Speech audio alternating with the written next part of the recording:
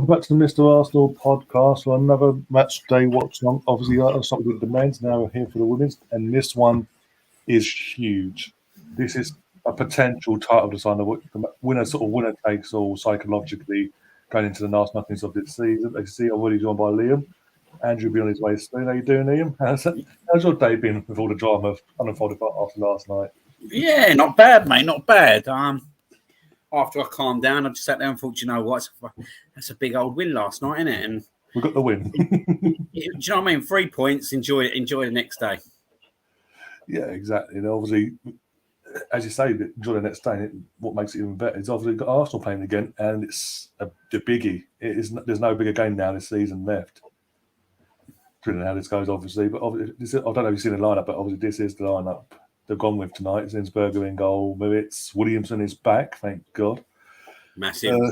Yes, that's huge. We need. I think I would have been shitting myself right about now. To be honest.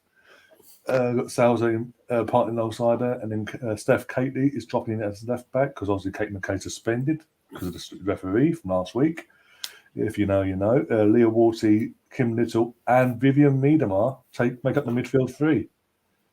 So a bit of a tactical change there, possibly, with Vivian, our striker, actually playing in midfield, probably just as a sort of centre forward, whatever, the link up between midfield and attack. You got Beth Mead, obviously. You got Stina, who scored her first goal last week, and Caitlin Ford down the other side, and you got Lydia Williams on the bench, the goalkeeper. Beatty Boy, our new Victoria. I call her Victoria because that's her first name. Try and pronounce that tongue twister, bloody hell. Jordan Nobbs, Manham, Iwabuchi, Nikita Paris, and Tobin Heath on the bench. How are you feeling about that now with all that and how close we are to kick off? Sorry. Yeah, I don't think it's a bad team, mate. I think obviously Williamson coming back is massive for us, isn't it? Defining night, isn't it? If we win this game, then I think we'll go on and win the league. I'm being totally honest. It'd be a massive confidence boost to win it going into them games. We haven't been playing great, but sometimes you need a game like this, don't you? To kind of either, do you know what I mean? Like it goes one way or the other, but if it goes our way, then I don't see us not lifting the title up. And I think I don't know why, but I've got this kind of feeling tonight that we could massively surprise them. I hope so, and obviously because we did a match day, because obviously this is to repeat the first fixture of match day one when we played at the Emirates, and then we were written up, parts of the media and Chelsea fans as well, writ us off straight away, like, oh, it's Arsenal, we're going to do what we do usually, just put them to the side. And the others had an answer to that, and they didn't expect it, and we haven't looked back since, really, in terms of being where we are in the league. And I've been saying for nearly a month and a half now that this month was key for our season in terms of the league itself. So if by the end of this, obviously tonight's game, if we're still top of the league, and I still am. I'm convinced. Like you said, we will go on to win the league. Be it a draw tonight or a win. With the win, it's pretty much one hand on it because we're 5 points clear.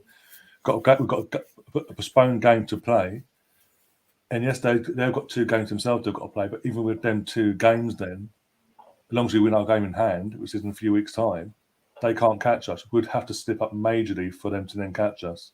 And if you look at the teams we've got between now and the end of the season now, we don't have to play Man City or United anymore. After tonight, Chelsea will be out of the way. We've got North London Derby in the Emirates has been confirmed today, actually. That would be huge. But even then, because on the home turf, the Emirates and the fans, I think we'll do our bit there and get past that and get the result there. Then that's the only game that we could slip up on, really. But I don't see us doing it. But it's all as we both say, it's all down to tonight. Get out of there with a point. Worst case scenario. Best case is obviously 3 points, 5 points clear. Then they've got some chasing to do. Yeah, like you said though, like it's like we played all the big games apart from this one now, haven't we? We've got Tottenham at home. Look, we'll smash Tottenham at home. I'm quite confident about that. Do you know what I mean? But, we usually do anyway. Yeah, it's just an expected thing, isn't it? But this is massive. And if we can get something out of this game, I think even if we can get a draw out of this game, That's not a bad result. Don't get me wrong. We want the win, so we got the onus, and we haven't got to rely on anything. But if we get out of this game, I think this is the last game that's going to be like the proper tricky one for us. Yeah. If we can win this, I don't see us slipping up then. And it's what confidence it breeds as well in it, because we watched Arsenal over the last couple of weeks and they haven't been they weren't at the kind of form that they were probably prior to the Tottenham game away. Like if you look at the West Ham game, they absolutely ripped them to pieces. We haven't played like that since November, December. So this is kind of the game that can kind of bring that kind of performance back if we win this game and bring that confidence back to the team. And Williamson being back for me is massive. It's massive tonight because if we didn't have her, then it'd be a tough game. That would be even tougher. Yeah, especially I think the FA Cup final last season, even though it was last season, it was back in December. That showed how key Leah is in our defence. Without her, for whatever reason, we just can't. The partnership doesn't work with any of the others. It just doesn't. We lack pace.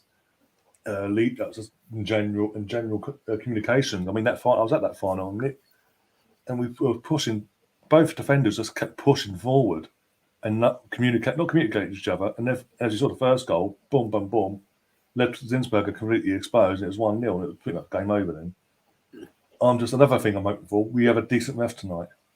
I'm fed up with these refs pissing me off now. Well, that's the only problem in it, mate. Like I was thinking about it, like today, like even last week, weren't it, with the red card last week? You look at the red card last night as such. Yeah. Like these referees are too trigger happy when it comes to us, isn't they? When it comes to Arsenal, they're too quick to pull that card out. And it seems to be an occurrence. And I know that people will sit there and think, oh, it's us. We're sitting there going, why always us and all that. But when you start looking at stats, like you're looking at today, like we committed one of the less fouls in the league, and we got the most red cards. And then you look at the actual reasons we're getting players sent off, and you sit there and you think something really, really doesn't add up. And you look at the goal for Man City's goal the other week in the women's game, and it's just one thing after another, and it don't stop. It's relentless. Is there conspiracy? Don't know. But I think when it comes to us, refs are very card happy to pull that card out much more quicker than they would with some other clubs. Well, we'll talk about obviously touching on last night. Someone put up, because obviously in the moment we didn't really touch on it last night, but on Twitter someone put up a video of the first half, Martinelli getting absolutely swiped out. The ref gave nothing. And we saw Martinelli gets booked twice in 5 seconds for far softer. Because the ref already had it in his head that he was booking him. So when he was running for that ball and going for the second ball, the ref already had it in his head. So he was too quick to have his card out already. So by the time he committed the second one, it didn't matter what the foul was like, to be fair. He was pulling out the second. He was going to pull out the yellow.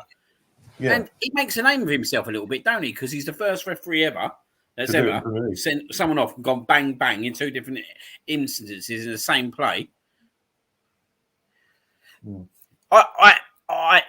I'm just amazed by it all now. I remember there was a tackle in the first half as well. Who was it on? Odegaard. Yeah. Like he weren't as quick to pull out his yellow card then, though, was he? No. Like even though he did book him, he didn't literally run up and went bang bang like that. And it's the way he gives the red card as well. And like, as a referee, right, there's got to be some kind of thought process, isn't there? There's got to be some kind of thought process that says, do you know what? He's a young guy. He's not, what's he, 20, 21? Like, he's made a stupid error for the first one, but you just sit there, book him, and just say to him, very strong word, if you do that again, you're off. But he didn't even give him that opportunity, did he? He didn't even give him that opportunity. It's poor refereeing. Again, someone went into the FA website and actually grabbed the law, and that cost never happened. Basically, once he played advantage, the referee can only book the player for the incident where you vote advantage for. If he then goes on and commits another, unless it's obviously a leg breaking injury like a career ender, absolutely stupid, something like that, then obviously you'd have to. It says he can do it there, but that's no leg breaker. That was a 50-50 shoulder barge. And then what was it, Peter Walton last night? Well, he stopped a promising attack. Well, how do you know? Even Rio Ferdinand saying, "Oh, hang on, how do you know that?" Because You don't know. I said to someone today. If he gets that ball in, crosses it in with that angle, there's 5 or 6 blue shirts defending that, plus a goalkeeper. Nothing's going to come from it. 9 times out of 10. I said to someone today, what's the difference between someone getting in front of a free kick and stopping a free kick? Now, if someone jumps in front of the ball before a free kick, all the referee will say to that red guy is, walk back 10 yards. He won't book him because it's a professional way of stopping someone fastening up the play. Yeah. Do you know what I mean? And you never ever see, you'll see a guy get booked if he stands in front of the ball and then he doesn't move. But if he commits that, he won't get booked for that. And I just think, fair enough. If he stops the play, then book him straight away. But then, I don't know. I just think it's very, very harsh that he's not stopped the play because we don't know if it's a promising attack. And then he's made another foul, which they're not disgusting fouls or nothing. Don't get me wrong, they're stupid, but there's nothing to say it's a red card warranty. You can't tell me them 2 things there deserve a red card just in that passage of play. No, exactly. I mean, the girls will come out, by the way, so we will get into the game soon, guys, as they get ready to kick off. Stu's saying he's self-isolating as well, so hopefully he recover. Yeah, that's what he's saying. I'm self-isolating, so I won't start from the weekend, because they talk about the weekend and all that, until Sunday after 11 and a half days of self-isolation. Bloody hell. Obviously, going by that, you are getting better. I hope you make the full coverage beforehand. Mr. Bungle saying as well, there is corrupt officials in football, as in boxing. It's unfair playing fields. Yeah. But it is what it is, and what's highlighted it even more nowadays is obviously the money in football. I was bringing Andrew into it. All right, guys. In time. Kick off. Evening, mate. Yeah, not bad. Long time no see. Hopefully, no delay tonight. Oh God, I know. I'm watching it live, so there's no day in my end. We're all in sync, hopefully. There probably will be my end. Always is. Oh dear. How are you doing anyway, Andrew? Before kick-off, what do you make this lineup as well? Vivian playing in that sort of Burkamp centre forward role. Really happy with that. Yeah, I mean, obviously not happy that I don't know. I just think that I'm not sure about Caitlin Ford. I think that's the main thing. But I hope she has a good... Caitlin Ford and Nikita Paris. Well, yeah, that's the option, true. really. That's true. True. I mean, Toby Neave is available, but I think it's sort of because of her injuries. Yeah, that's a long-standing one. They don't want to throw under the bus completely. I just wish that Toby Neave was playing. You know that I'm like with regards to that. Yeah, I just wish she'll play at some point. If we're in this game in the second half. I just wish it was Toby Neave with Miedemar and Beth Mead, and then Blackstenius up front. That'd be really perfect. But just hope that Caitlin Ford has a really good game. I mean, I think she generally does against Chelsea. So fingers crossed. But yeah, I like the 4-2-3-1. I think Viv is really good in that role.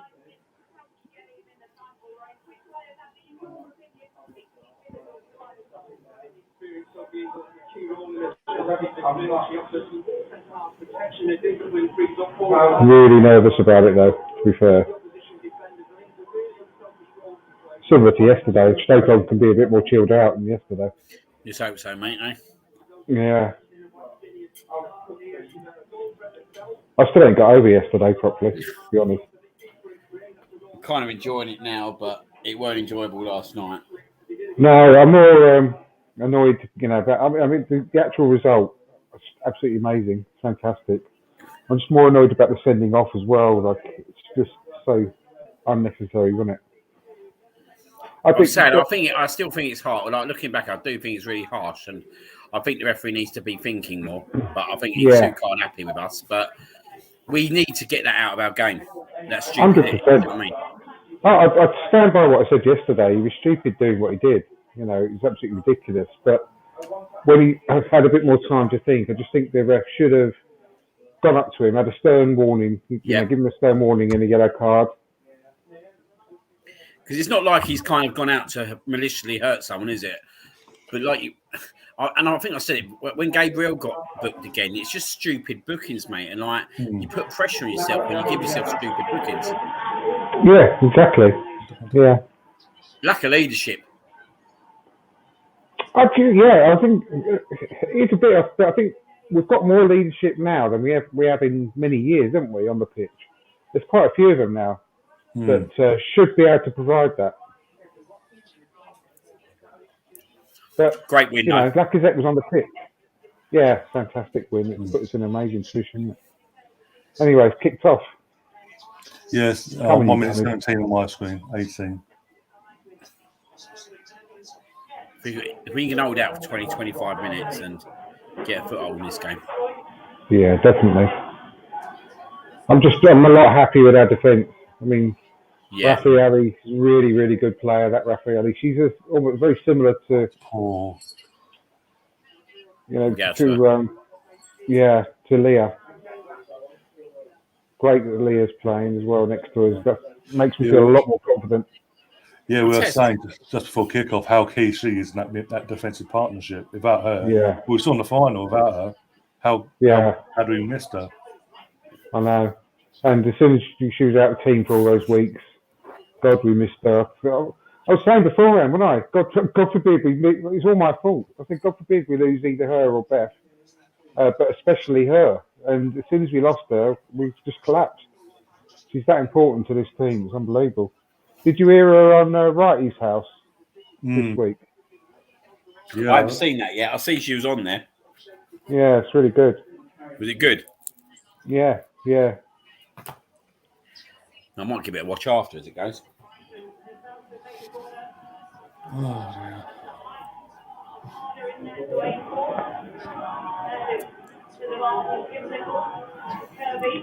Full house as well at Chelsea. Yeah, it sold out last week. Really good. No. Mate. Thank you, Kirby. Thank you for that one. Playing rugby now, apparently. Oh, dear.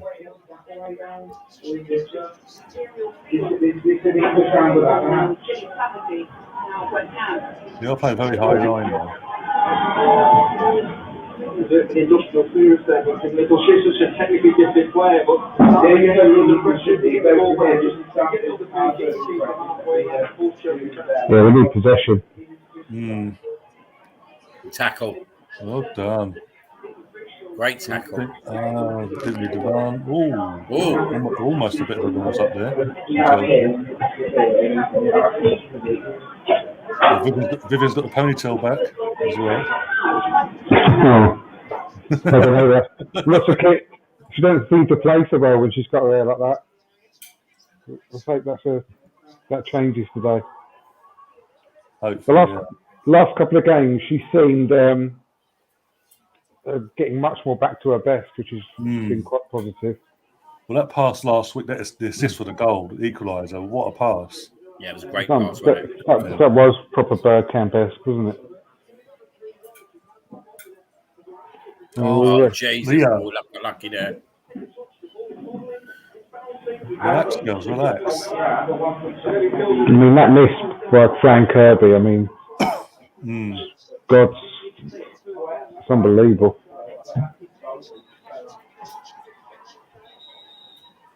Oh, is it? Oh. No, you're not going to book her now, no. If it was a way down there. Beyond the two Chelsea centre halves, who will be exposed to this squeeze of the pitch. This pass was out of this world last week. Yeah, exactly. 2 against 1 against the one there from Gabriel last night that put Lacazette clean through, that was really underrated. I mean, what a pass. What a perfectly weighted curling ball that was. Shame about the finish, eh? Yeah, that's I know. That could have saved us an easy 20 minutes, couldn't it? Oh, mate, honestly, I know. I was seriously tempted to go down to A&E for my heart palpitations. He had an unbelievable game last night, though, Gabriel, didn't he? Yeah, he did. Him and Ben White. I thought Holding as well when he come on, to be fair to him. Holding was outstanding, to be fair. I heard the stats. I listened to like a couple of podcasts today, and the stat he made nine sort of headed clearances. He won 6 out of 6 duels. He did a goal line clearance. He made 3 clean tackles out of 3. It's absolutely amazing performance, really. Thing is, though, mate, you think when he was under Unai Emery, when he was playing before he got injured at Manchester United that game, he was solid in that back three, weren't he, for us, Rob Holding, in that season? Yeah, I've been singing his praises lately, haven't I, Ryan? I was saying we cannot do any better than him as a backup defender because he don't complain. He don't get played since Ben White's come in. He don't complain, and when he comes in, he gives his all. You know, people were slating him about that Man City game when he made that sort of header and it sort of fell in the wrong place. I mean, that could have happened to anyone. It wasn't because he was crap. He tried to get his head on it to do something, but it didn't fall for him that day. But I think he's a solid player as a backup. I don't think we could do him any better, really. Like you try and bring someone on with 10, 15 minutes to go, or 20 minutes to go, like down to 10 men. That ain't easy for him either, is it? No, it's the worst situation possible when you're a defender to go into that situation when you are really up against it, backs against the wall. So yeah, I was fair play to him. I really rated him from yesterday.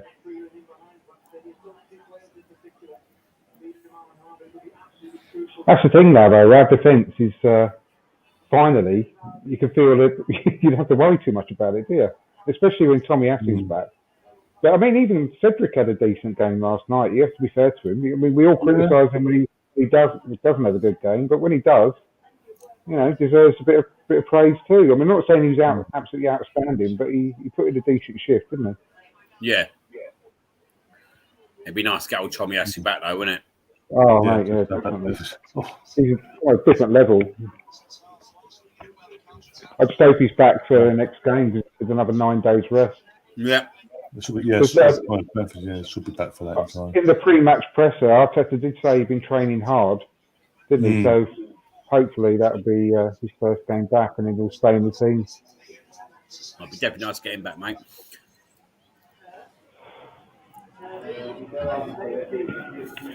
You look at the next 2 or 3 games, and you think we can get some wins out of there.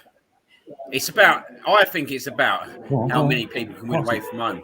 Do you know what I mean? Yeah. It's all about who wins the most games away from home. And I think we're actually pretty set up quite well away from home. I looked at all the games we've got, and they're hot. Don't get me wrong, mate. Most of them are hard games when you start looking at away games as well. But I think we've got as good chance as anyone with the away games. Whoever wins the most away games will finish fourth, basically. You can't rule it out third. It's ridiculous to say. But I mean, we win our games and we're only 2 points behind Chelsea. They've not been, they've not been great themselves, have they? I mean, obviously they should finish above us, 100%. But it can't be ruled out. It's a bit of a crazy season. If they go late in the Champions League again, mate, then that's another thing that'll go against them in the league. Yeah, true. I have to admit, I had them as nailed-on favourites to win the league early on. Yeah, same here. I thought Chelsea were winning this year. When they signed Lukaku, I was convinced that was like the final thing for them because they had that one thing over Man City that they have a striker. And the way they'd been playing that stuff under Tuchel at that time, you thought, they'll be pushed, but they're going to go over the line here. I still don't think Liverpool are out of it. No, I don't. I think Liverpool will fit back into it and cause a bit of aggro here. They've got, if they win their games in hand, they're 6 points behind, plus they've got to play Man City as well. So they can't be out of it yet. But I've been meaning to talk about that Lukaku situation, where he said all that stuff in the press. I'd rather be at Milan and all that, basically, yeah. Yeah, well, at the time, people were saying that's the way, this is how it's supposed to be handled with regards to our Aubameyang situation. Because this is what a proper manager does. He sorts it out with the player, and it's all sorted. But I don't think it is sorted. I think there's more. Sorry, go on.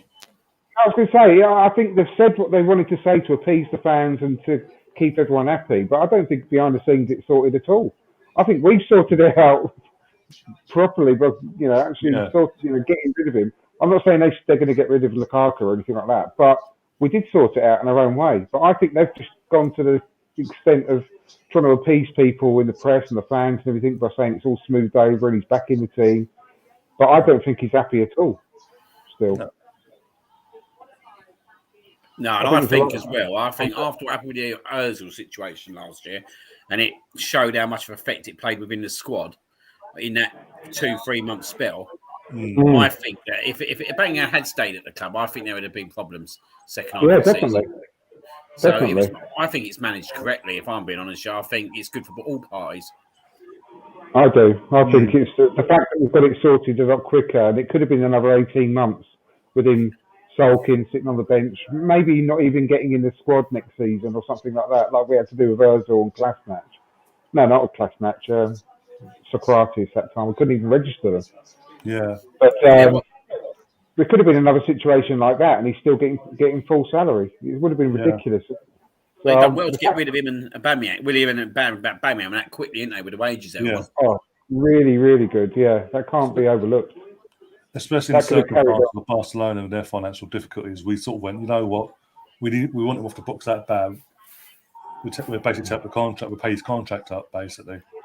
We were that desperate just to get him out the door. As you say, we don't want another repeat of. So it's, again, in terms of the club itself, it does show they are learning from their mistakes now in that sense, and not just holding on to something for the sake of it. Yeah, you got to give him a bit of credit for that. And I think, I mean, the fact that it's a really poor business sense, and hopefully that now that we're getting to finally getting it all sorted with all these players, ripping up the contracts and paying them to go and all that, it doesn't look good. It's not good for business. However, it is another way of really backing the manager and getting all these problems sorted once and for all, like a proper spring clean, so they can start again. I think that's really important. Yeah, I think they've cleared out good work. Like and that Kalashnik, that was another 100k, wasn't it? Yeah.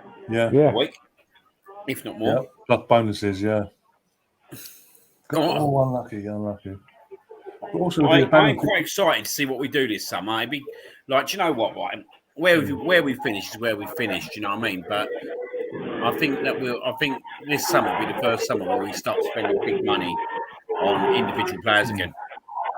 Yeah. I think we'll spend a similar amount to we did last summer, but maybe on 3 or potentially 4 players rather than 6. Yeah. That's what I think. I mean, 2 or 3, well, maybe 2 proper expensive players, and then maybe another couple of less expensive players as backup to Tomiyasu, and maybe another backup midfielder.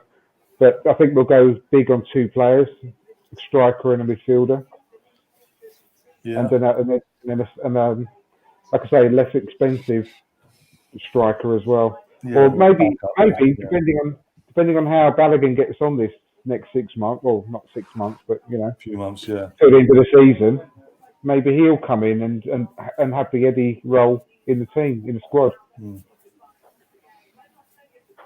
Yeah, possibly. I was going to say also the difference between Uber and Lukaku as well. Lukaku didn't go up to fucking touch him and punch him, give him a good idea. Aubameyang did. That's the difference. There's another thing you can't sort of get out of that he did do. That's come. I've heard from good, reliable sources that when he got back, it all kicked off over the being late. Aubameyang laid one on him, and that was the final sort of. That's why they're so like you're not paying the club anymore. I mean, you have to believe what you believe, don't you? I mean, I can't, maybe he got a bit aggy, but I can't. Can you see Aubameyang being the type to actually get a bit sort of violent like that? I don't know. Either way, it was the right decision. Whatever happened, we've done the right thing. Well, he weren't performing anyway, was he? Like he weren't in the team. He weren't performing. Like when we was beating, I know it's only Norwich and Leeds, but when we was beating them by big goals, he weren't in the squad. No. He weren't in the team. So to be honest, but if you look at the last kind of 2 months, he ain't been around anyway, so it's not really a loss as such. No, No. Liam, you was at that game, the Southampton one, where the first game he got dropped in. It all was like, well, what the fuck, basically. What exactly's gone on? Every goal Arsenal scored that day, they made a point of celebrating as a team. Like even Vanderbilt was laying up, literally all 11 players celebrating them goals. See, that's trying to send a message that the unity is stronger than an individual. Something had clearly gone off as well between Aubameyang and the team itself. They weren't happy with how he's behaving. I think the difference is now, though, isn't it? Like, these players are playing for the club, you know what I mean? They're not playing for Aubameyang, they're playing for the club. So I think, especially, was it the first goal in that game, the Southampton game, where there was 11 man when they scored that goal? There was all 11 players around. I think it was Gabriel's. Yeah, it was that lovely goal, wasn't it? Oh, yeah, it was the third one. Yeah, whatever goal it was. But yeah, you look at it and you can tell that these players, like, are players that are playing for the club, and they're playing for the club. Like, do you know what I mean? Like, if you're the captain, at the end of the day, you're playing for the club at the end of the day. Like when Tony Adams was captain, he played for the club. He didn't play for him or play for someone else. Like he played for the club. And like I think this is the culture now. We're getting back into the team that these players are playing for the club and want to play for the club, and they're building a bond again with the fans in there as well. yeah. And you could see that last night. You've seen it all season. And I love it. I love seeing like the likes of Aaron Ramsdale come in and Ben White, like English guys, like getting the connection and all that. And you don't necessarily you want your captain to be. For me, if you're the captain, wait a minute, is that penalty? It should be a pen. Win the ball. If you're the captain, you lead by example, don't you? You don't turn up late for the Tottenham game. No. You know what I mean? Biggest game of the season, one of the biggest games of the season. Like you're there, you're the first person there. As skipper, you're the first person there, not the last. And I think these players would have seen what's going on week in, week out. And you could tell, even by some of the misses at the end, that I remember I was at a game. I can't remember what game it was, and he missed another sitter of the players. Newcastle. It was just like it was the Watford game, Watford. When Odegaard sort of scored, and Aubameyang just slides in off. He was offside. He slides in and stubs it in the goal. And the goal got ruled out.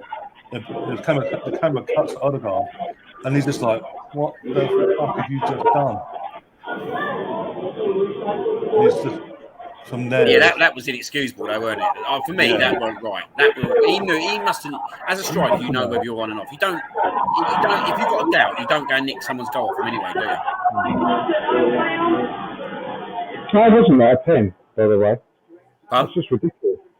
How wasn't that a pen on Caitlin? Oh, no, It wasn't. Caitlin Forbes, he got through. She nutmegged the fullback, got Okay, not a past pen. her, and the fullback just goes like thrust herself to further off balance. When Caitlin's through on goal, so why would she go down? She's through on goal. I know. She wasn't being fouled. Go on. She didn't go down for earlier, but she tried to stay at the feet. Playing a lot I'm better liking now. the positions we're getting ourselves into, though. Over this side, mate, we're getting them. We absolutely dominated them. Yeah, bit of a shaky start at first. Let them have a lot of the ball, but we've got into the game now.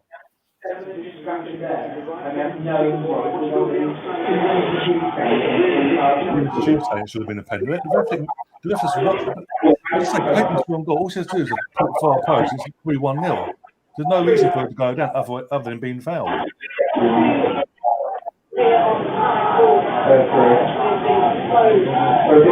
you go.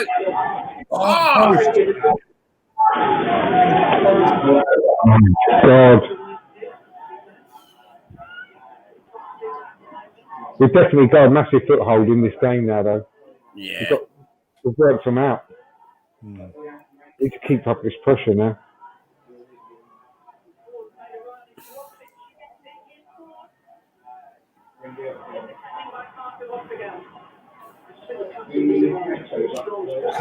Come on.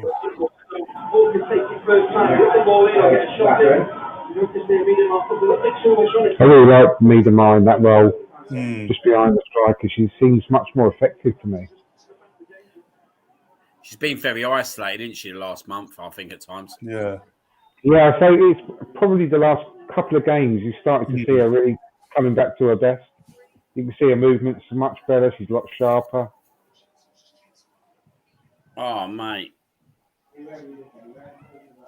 You're showing the replay now.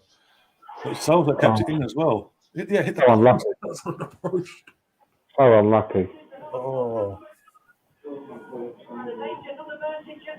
She hit that really nicely.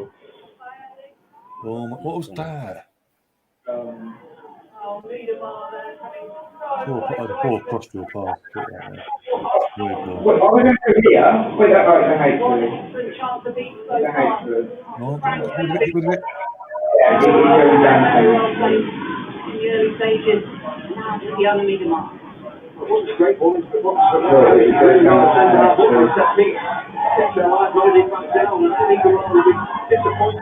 They're actually trying to rank in high trees. I'm confused.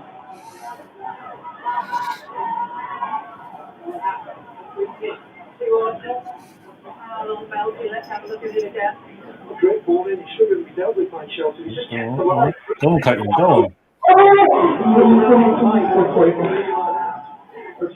I thought it's better than that. Caitlin. Wasn't a wetsuit.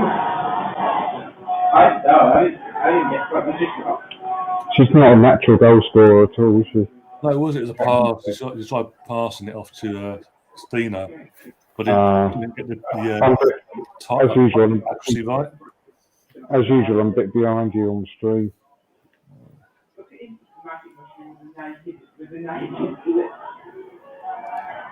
Colonel saying somebody shoot the guy in the stands. You're going to be more detailed of what you're on about.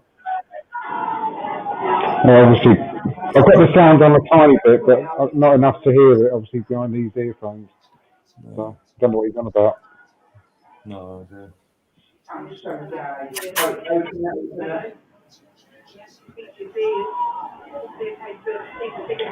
Well, it's certainly pretty dominant at the moment, looking that much better team. Oh, yeah, I've just seen that.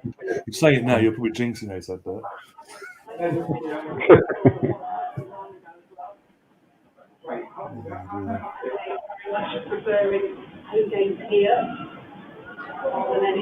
was so pretty.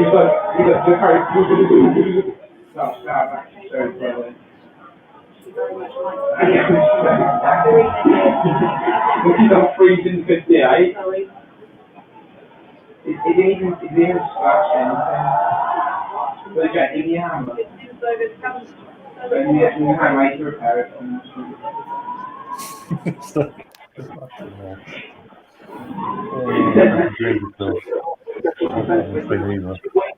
Without investing in the area. One second. They're just allowing Chelsea to have Chelsea when they do really well. That press at some point and then the counter attack at others. You can't be trusted.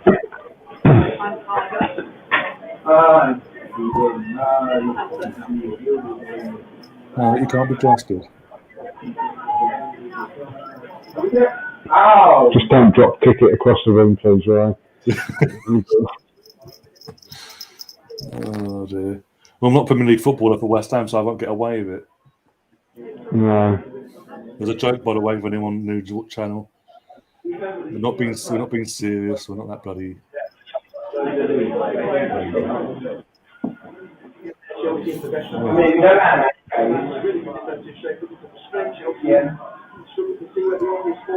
Good behaviour. That's a good.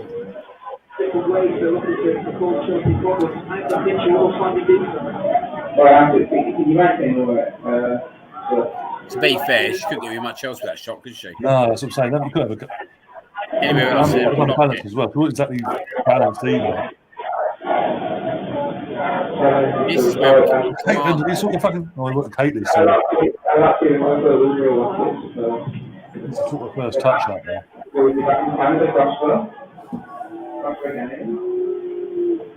What's this one doing now? What's this one doing?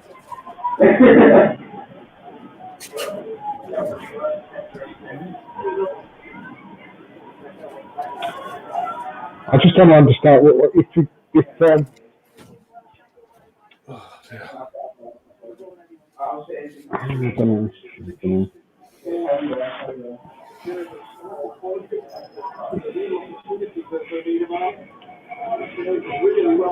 Good ball that was. Go on, go on, Beth. What a ball that was. What a ball that was.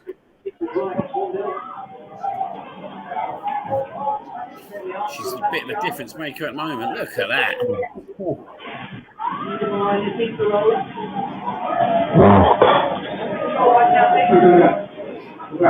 Beth held on to it too long. United goalkeeper do so well in League 2 this season and the season in Football League. That's it.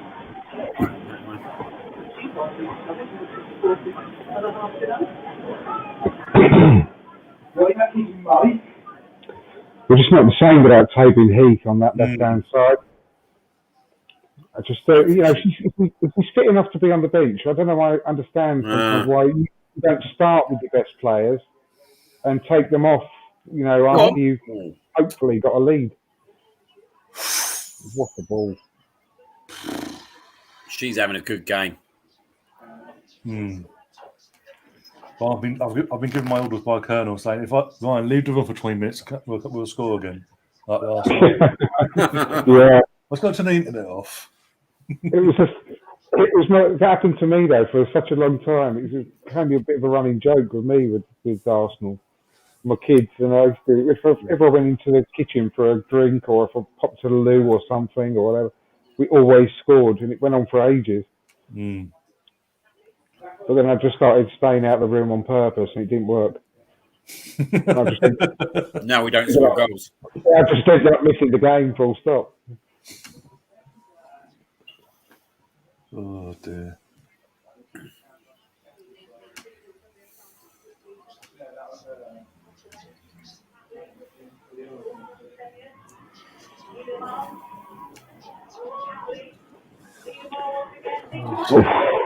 You can definitely see the sharpness in Miedemar coming right back.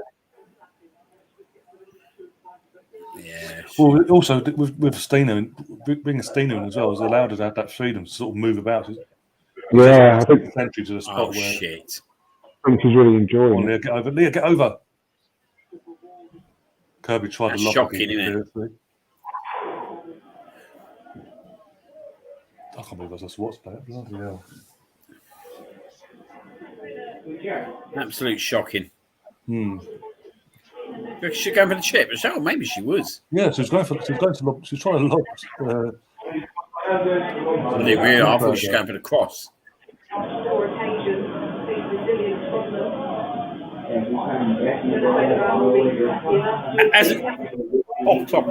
Hasn't the old chip goal died? What's that? Yeah. Back in the day, like the chip goal, someone like Ian Wright. Oh yeah, that's the little thing. He was the best at them, weren't he? Oh, here we go. Oh, what's his name? Who we used to have? He used to chip everyone in the League Cup. God, what's his name? Mexican, was he? Oh, I'm trying to think now. But even the dink penalties now are sort of dying out, aren't they? Well, Maitland-Niles. Yeah, apart from Mainsley, most of them. He done the old chip penalties, didn't he? Yeah. He went on to be amazing in the American League. Carlos Vela. That's it. Yeah. He was the king of chips, wasn't he? I remember when he first broke through the first season he started coming through into the first team for the Carling Cup team.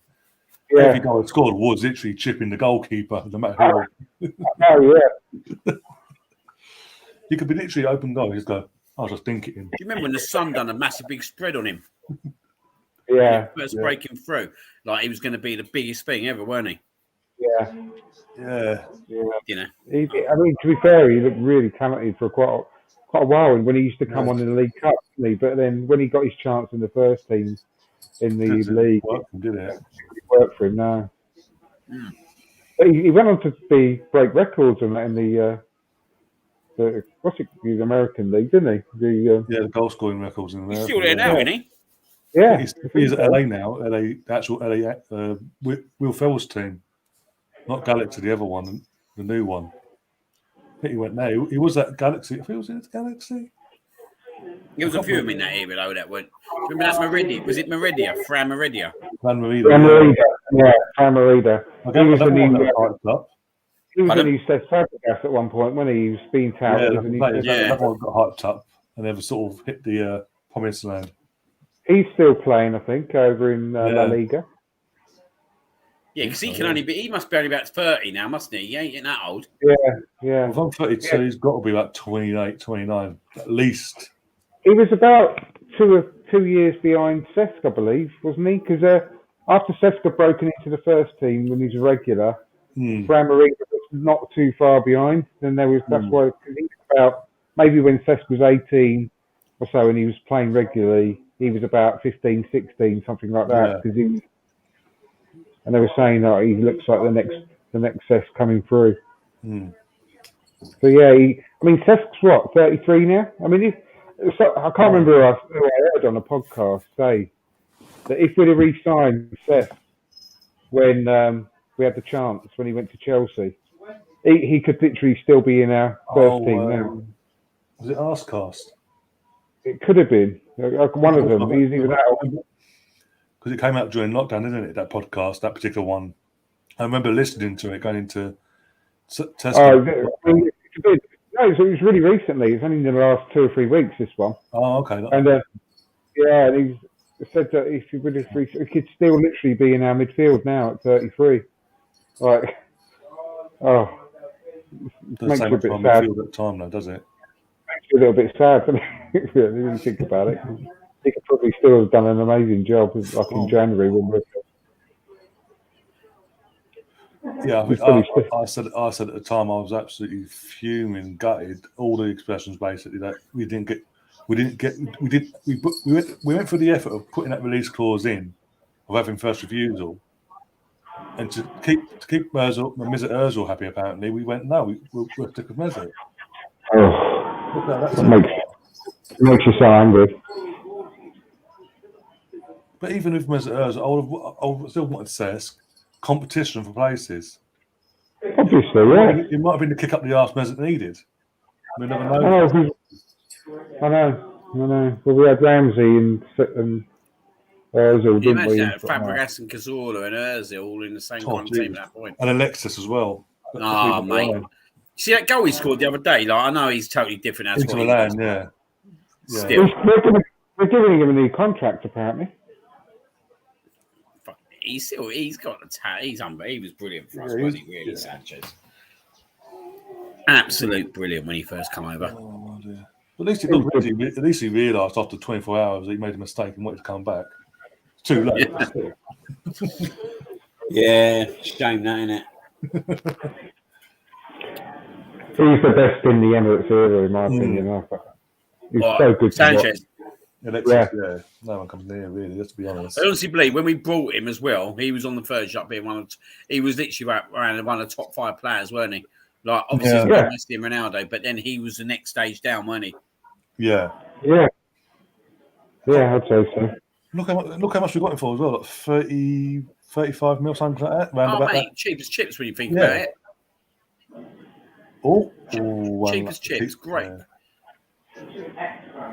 You look at that goal in the FA Cup final against Aston Villa. You look at some of the goals, like popped it.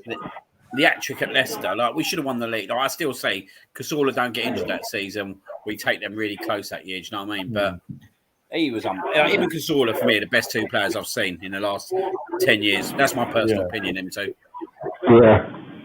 Unbelievable player, Cazorla. He was. He's such an amazing bloke and all. I don't know why we let him go, though, mate. I don't know why we let him go. I don't know either. He's still playing over in the Saudi League, isn't it? Saudi League. Yeah. But yeah, even when we went to Villarreal, he was still turning up in the. Turning up in La Liga. And you have to ask who's Unai Emery, because that was the summer not only did he let. Go on. Too central. You let Santa Cazorla go for free. Also, let Jack go for free. They all let them leave until then. They had a chance of being part of the plan. It's like giving a chance. Like the contracts are up, off you go. I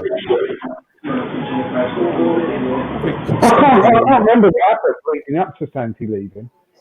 About when, you know... obviously, he just come back from a big injury as well. Yeah, I know. He just literally got fit again. But I can't remember what the situation with the club was, whether we were discussing a new contract, whether we had no intention of giving him a new I contract. think we were. I think that's a big Who's thing. this Cazorla? Yeah, because throughout the season, I kept hearing things that we were offering him a new contract. Do you remember in that league? Do you remember in that European Cup semi-final, the UEFA against Atletico Madrid? He come out, didn't he? Yeah. And he was like doing a bit of a warm-up.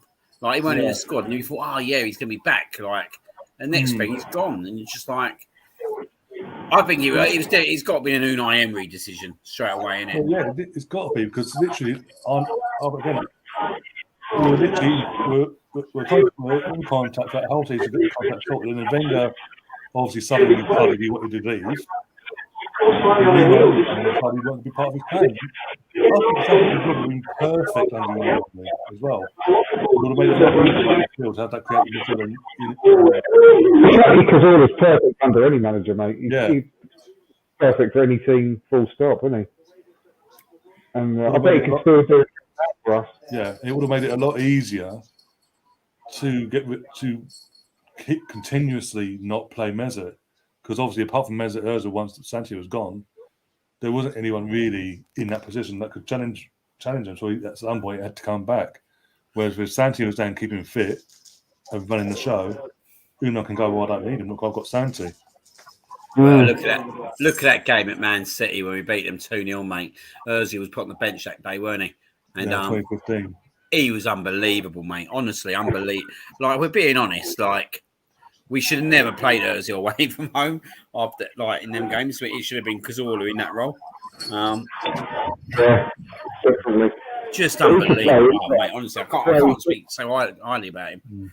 I was at that game that he got injured as well and he was gutting. Bum? He was just as good when he played deep as to when he played number 10. Just as good in both positions. They just said, didn't they? I think Arsene Wenger said when he got injured, it affected Mesut Ozil and Theo Walcott's game because that ball from him to Mesut Ozil would always be found half a second quicker than any other player could play that ball. Yeah. You just think that he made that team tick. Like, you look at that game against Manchester United at home, when it was like 3-0 up in the first 20 minutes. He was fucking unbelievable, mate, in that game as well. Like, literally won that midfield. I honestly, I'm not going to compare the two players because there's no point. But I honestly think that Ødegaard is going to be that kind of player for us going forward. He's still so young. I think he's got the ability to do that long term. I think you're right as well, what you said last night, mate, about him being captain. I think that's a great shout with him as well, mate. Yeah. I think he will, because he's going to play every week. And he not only, demands, the ball all the time, he's telling people where to go, who to pass to. He's thinking 2 or 3 sort of moves ahead. He's telling people where to actually throw the ball when there's a throw-in. He's a complete leader on the pitch. You have to watch him sometimes off the ball and see what he's actually doing and how he's talking, coaching players through the game. I remember his debut, or maybe not his debut, but one of his very first games. He was telling Thomas Partey to where to go, and he's shouting at him. He's that kind of character. But he's just such a talent, mate. Honestly, he's like the proper oil in our engine, and he's only going to get better and better at his age. So I'm not going to say, I'm not going to compare him and Santi, but I can see that he could be a similar type of player for us long term. And he also, he's not his best position when he goes deeper, not by a long shot, and it cuts out a lot of his abilities further forward. But he can do that, and he can play obviously further forward like Santi could as well. So I'm just keeping my fingers crossed that he's, even if he's half as good as Santi was at his best, then we've got a player on our hands. Yeah, it's just that, you see it last night on a few occasions. It's that touch, innit? That touch is just like the finesse of the touch as well. And you look at him, he's got a bit of a Bergkamp build to him. He's not a small guy either, is he?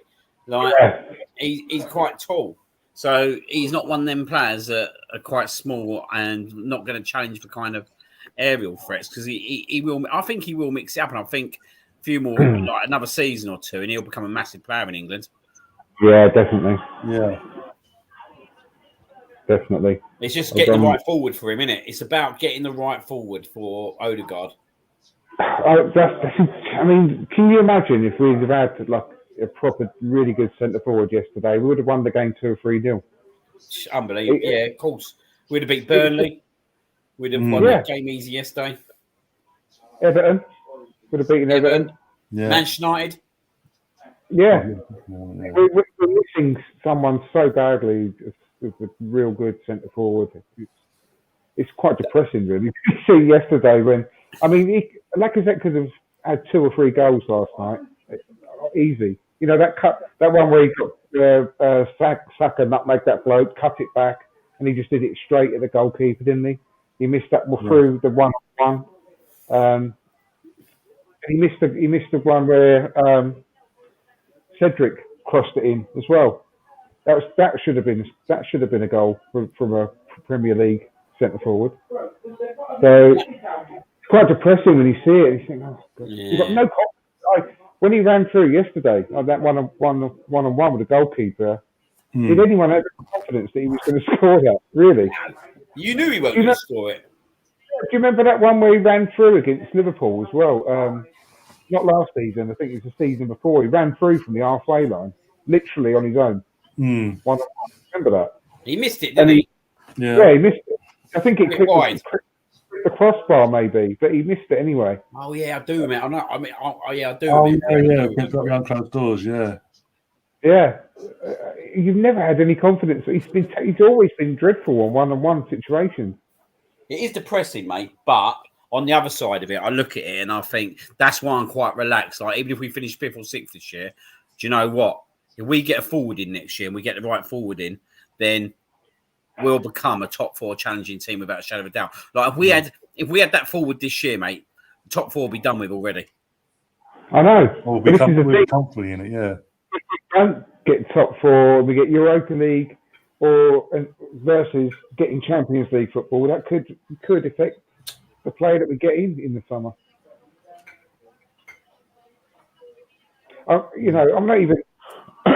I'm not even joking when I say that if we got Champions League this season, in the summer, why the hell wouldn't a club of Arsenal stature throw the hat in the ring to try and get Haaland on his buyout clause? Just be part of this conversation, yeah. Why wouldn't you do it? I mean, he may well have a real affinity for Arsenal. I know he wouldn't want to go to Man United because of his dad, because of his dad hates Man United, all the Leeds connections, everything as well. Odegaard captain. Odegaard as well. Yeah. A quick phone call. That'd be massive, wouldn't it? That would be a game changer. I mean, I'm not even suggesting for a million years would actually get in, but why wouldn't you want to go for him if you've got Champions League football? We're a massive club, and it's still the sort of club, and with the project we've got on the go, I hate that word as well, but with that. The rebuild the squad completely. Why would a young player want to come into that? It's a really exciting time when we're a club on the up, where a lot of clubs are slightly on the way down.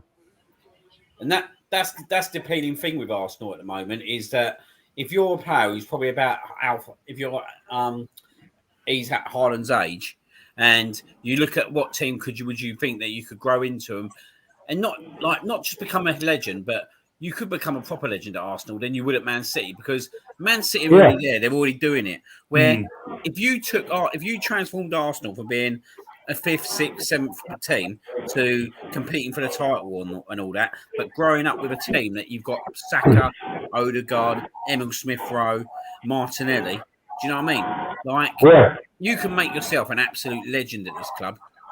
Saliba, yeah, and he will come back. That guy will come back. Exactly, yeah. We've got an amazing nucleus of a brilliant squad now.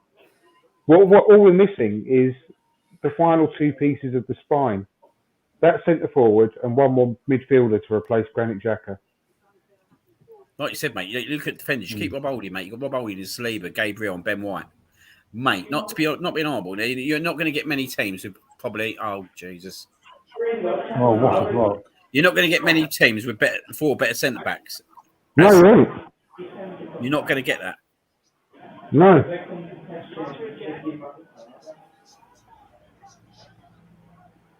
Yeah, if we get someone like Jed Spence to compete with Tomiyasu at the right back, I mean, that'd be really exciting. We've got two really exciting left backs. I know Tierney's a bit off form at the moment, but he'll come back as he always will. Yeah. I've got Nuno obviously pushing him. Sorry. That's exciting. We've got Sandy who's going to blossom into a brilliant footballer in the next couple of years as well, pushing for a midfield place. If we get one more quality player to replace Xhaka, and then we've got obviously Tommy, we've got Partey, we've got another. It's really starting to look good. I mean, it's the main thing is another striker or two, and we're done, mate. We could be pushing for the league. Yeah. I don't think we're massives off. It's just about now getting the big players in. Big players to play in them like centre midfield, centre forward positions. Do you know what I mean? Like, I would really like a really good right back to challenge Tomiyasu as well, because I think we could have an option of two different style kind of right backs. Yeah, I mean that Jed Spence looks amazing. Yeah, he's not going to be masses of money, is he? That Jordan Spence. No, and he'd be happy to come to a club like a massive club like Arsenal and actually challenge for that right back slot. He wouldn't expect to walk straight in. That's the thing. That's the great thing about Tavares. He's only young. He's amazingly talented, but he's not going to expect to walk into a team and play every single week. And then if he doesn't, he's going to start really, getting the ump. Yeah. And I think Jed Spence would be the same on the other side. So someone like him would be really, really good buy.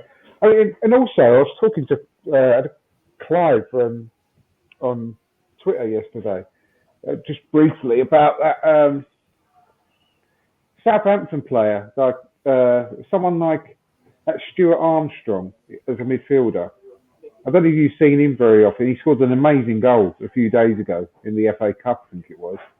Absolute stunning curler right into the top left-hand corner from way out of the box. I don't know if you saw that goal. How old is he? But mid-20s.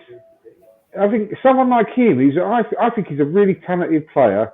But again, he's not like a world-class, well-known, renowned player. But he's a Premier League, real good quality player who would be able to push any of our midfielders to improve and to actually challenge for a place in our midfield. I would have no complaints about him playing in our midfield. He's good enough, plenty good enough. He works tirelessly. You know how Southampton play and press. They play at 100 miles an hour, quite similar to Leeds, really, the way that they're asked to play. And he plays week in, week out in that Southampton team. Really impressive. I've never seen him have a bad game. And someone like him, I reckon you could probably get him for 20 million, maybe less. And he'll be an excellent addition. And when we're talking about players that we want to buy, we want the right character. We want people that see us as an possible end destination, like, that they would be happy to stay with a club like us, not see it as a step down or a compromise. Like that Dusan Vlahovic, he always came across, didn't he? He thinks it would be a compromise to come to Arsenal. It's not his first choice of the club at all. Whereas if you buy players like him, like Ivan Toney, or something like that, they'll see it as a massive, step up, and they would work their asses off to make their career a success at Arsenal. They see it as an honour to come here, and that's the sort of player that we need. For someone like him, who goes under the radar, I think it would be a great addition to our squad long term. We need players like that to challenge for a first team place. And if they're not going to get a first team place week in, week out, they're not going to moan about it and sit on the bench and sulk. So I think players like that go under the radar will be these sort of players we need to start looking at. And I'm not saying him as a replacement for Xhaka. I'm saying because we need more than one midfielder. We need a replacement for Xhaka, like a big money, big quality signing, but someone like him to come in alongside him as well. To actually bulk up the midfield options. Yeah. Yeah.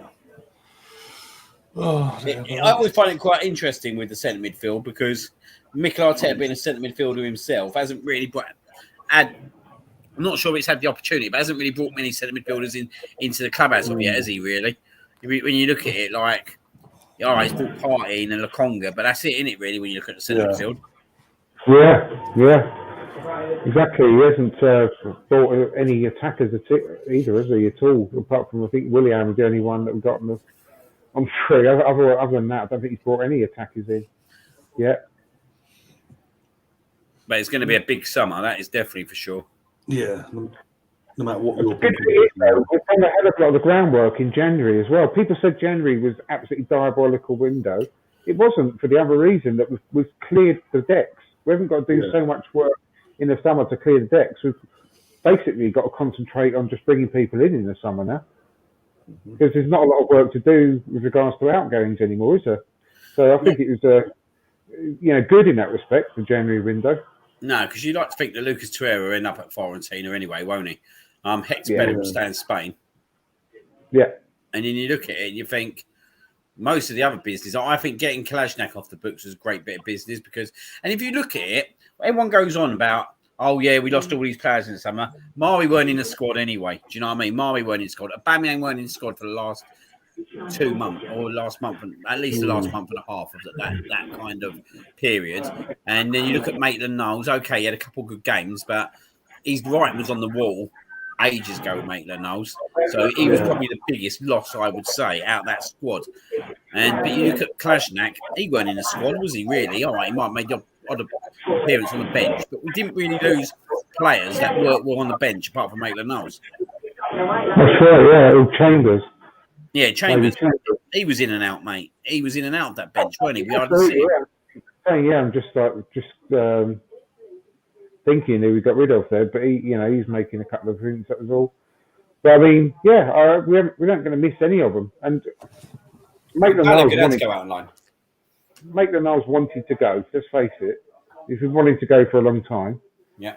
So, and the main one thing that's really important to Arteta, I think, I totally agree with him, is the camaraderie in the changing room. And when you get players that you're keeping against their will, if you like, and players that we needed to get rid of, like Aubameyang, if they end up staying around, like what happened with Ozil, it's not good. It's not good to team morale.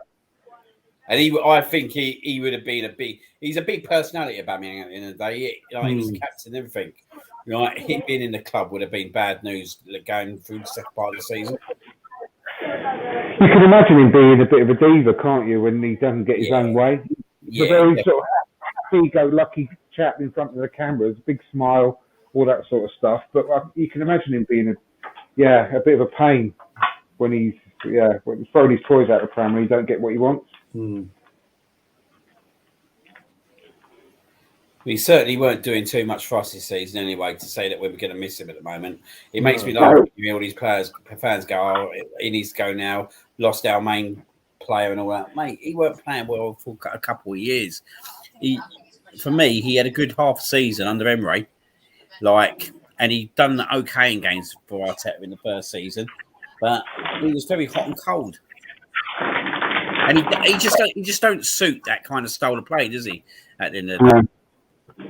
We all make excuses for him, if we're honest, for quite a long time because of his malaria, because of 2 bouts of COVID, because of his mum having a battle for her life and all that sort of stuff. We were all happy to make excuses for him. But, at the end of the day, the goals dried up and we're not a charity, are we either? We need to be successful on the pitch and he wasn't contributing to that for quite a long time. Yeah. At the end of the day, man just heads on the line, mate. If you don't make the right decisions, do you know what I mean? Yeah. And that's where you got to say the club did the right thing this window in that sense as well. Getting beyond the manager in that sense and saying, you know what, if you don't want him, we'll listen to offers. Any offers come in, we'll do our best to get him out the door. And offers came in. He wanted to stay in Europe though. But even then, we still bent the knee and sort of went, okay, we'll do this, we'll do that, we'll take the contract if it means you're off our books. And that saves us £25 million alone, just on him alone, not including all the other players we've got off the books. I know. And it is the groundwork, the foundation for a big summer. I firmly believe that. Getting all the players out that we needed to as much as possible to make way for bringing players in the summer. And that was a lot of groundwork they did. I mean, I can't remember how many players they ended up getting rid of in January, but it was a lot. A lot of fringe players gone that we didn't need anymore. And we've got 6 months worth now of saved wages off the books that we can, that's also going to add to a bit of a help towards a transfer kitty in the summer. Not only sort of the less work to have to do then, but obviously a bit more money to go towards it as well. I think it's, everyone was fascinated, fixated about the lack of incomings, which everyone was obviously disappointed that we didn't bring in 1 or 2 players. But you can't be disappointed overall with all the work that we've done to prepare for the summer. Like, if we go out and just hastily go and buy someone, we just do what we did back in 2017 when we rushed out and bought Mustafi, Lucas Perez, and I'm not going to say Granit Xhaka as much, but do you know what I mean? But especially with Lucas Perez and Mustafi, they were signings that we made just because there was no one else to come into the club at the time. Do you know what I mean? And it cost us massively. Also, was it the 2011-12 season after the 8-2 defeat? The next day we brought in Arteta, Mertesacker, Park. Okay, now this going back now. Jesus, Santos, and there's someone else we're missing. It was all on deadline. They all panicked. And the only one really that worked out was Mertesacker. Because Arteta was a great. I wanted Arteta. So I was thinking, for years I wanted Arteta to come to Arsenal. I thought he could give us something in the field. But when he came to us, he went from being the attacking threat at Everton to a very defence-minded midfielder that lost a lot of pace after his first season. Well, he wasn't the same player either, was he? I think he was 29 when he arrived. We needed him when he was... It was 28 on 29, yeah. Yeah, we needed him when he was like 24, 25. He was I'm not saying he's past it, but I think he'd just come over a big injury and just come back into the Everton team after a serious injury. And we got him when he was past his best. I'm not saying he wasn't a good player for us, because he was. He wasn't the most exciting player. He wasn't obviously. I'm not dissing him, but he wasn't at his best, and we didn't see the best. Didn't see the best of him. He did a good job for us, and did what he was told, and what was asked of him. He was uncomfortable doing what he was doing for a large part of the time, because he's basically trying to be a one-man wall in front of our defence for a period of time. But he did well, but he wasn't the player that we needed. And we should have got him 2 or 3 years earlier, really. So he was a bit of a panic buy at the end. But fair play to him, he dropped his wages, didn't he? He cut his wages by about half to come to us. Yeah, because he said, basically, he came out and said the next day, day after deadline days, and doing interviews and why he signed with it, why he left Everton. And because Arsenal could offer Champions League football, I've always wanted to play Champions League, and this is the best opportunity for me to play that. He always wanted to play for Arsenal since he left Barcelona when he was really, really young. Because Arsenal were the team that were most like Barcelona in the Premier League. He always loved the way we played football under Wenger in the early days, and that's why he always wanted to come to Arsenal when he came to, and he went to Rangers in order to just get a foot in the UK. Yeah, just to get a foothold here, because no one else wanted him at the time. So his plan was always to end up at Arsenal, and that's why when we went for him right at the end of that transfer window, he did everything he could to make the deal happen. He went into the owner's office, didn't he? Said he wanted to go, and he cut his wages, I think, just to get to us.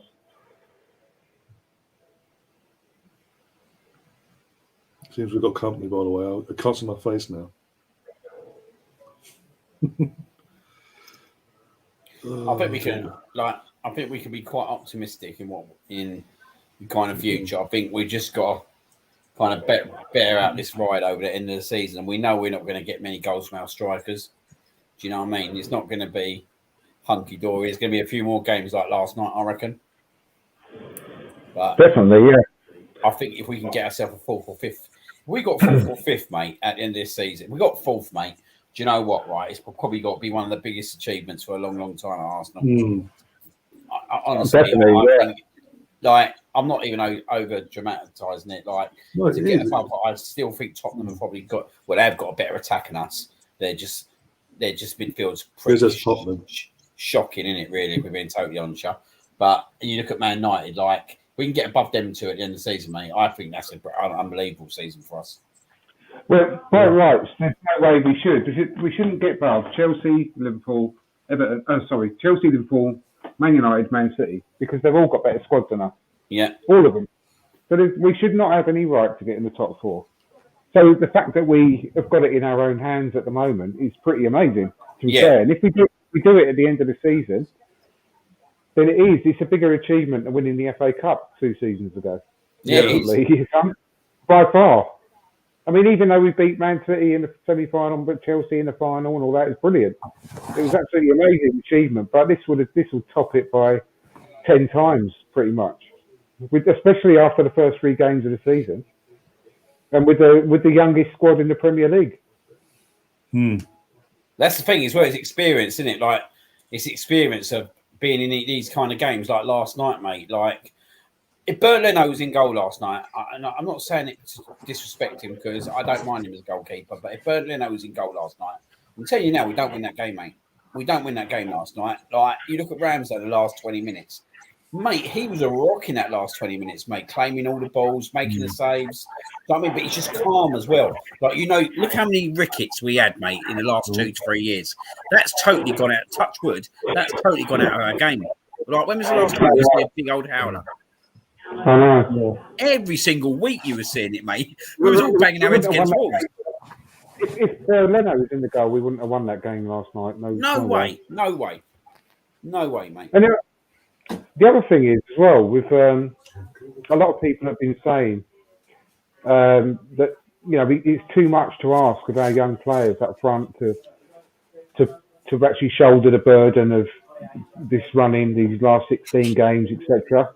But putting yourself in that position as a young player, you'd be absolutely so buzzing to actually be leading this team at the moment and have basically the faith that's been put in them.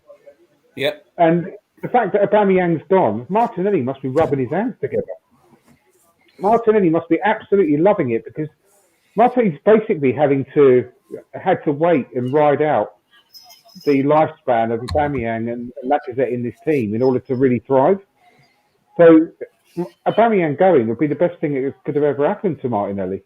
Oh yeah, mate, without a shadow of a doubt. Like I'll be honest, I was sitting there back in October saying Martinelli's got to go out on loan. He's got to go out on loan, or he's gonna end up being one of them players, right? For all his talent, he's gonna lose it all. I never expected by December that he'll start getting games like every other game. But now, like you said, now with Aubameyang going, mate. Like, can you remember what a feeling he would have had when Aubameyang's gone, and he's got basically a massive show of faith in him. Yeah. As well, he was starting every game, and obviously I know he's going to miss the next game now, and because he was a bit stupid yesterday. But if there was a game that we was going to lose, though, I'd rather it be at the end. We need this guy away from home, so I'm kind of glad if we are playing at home next game.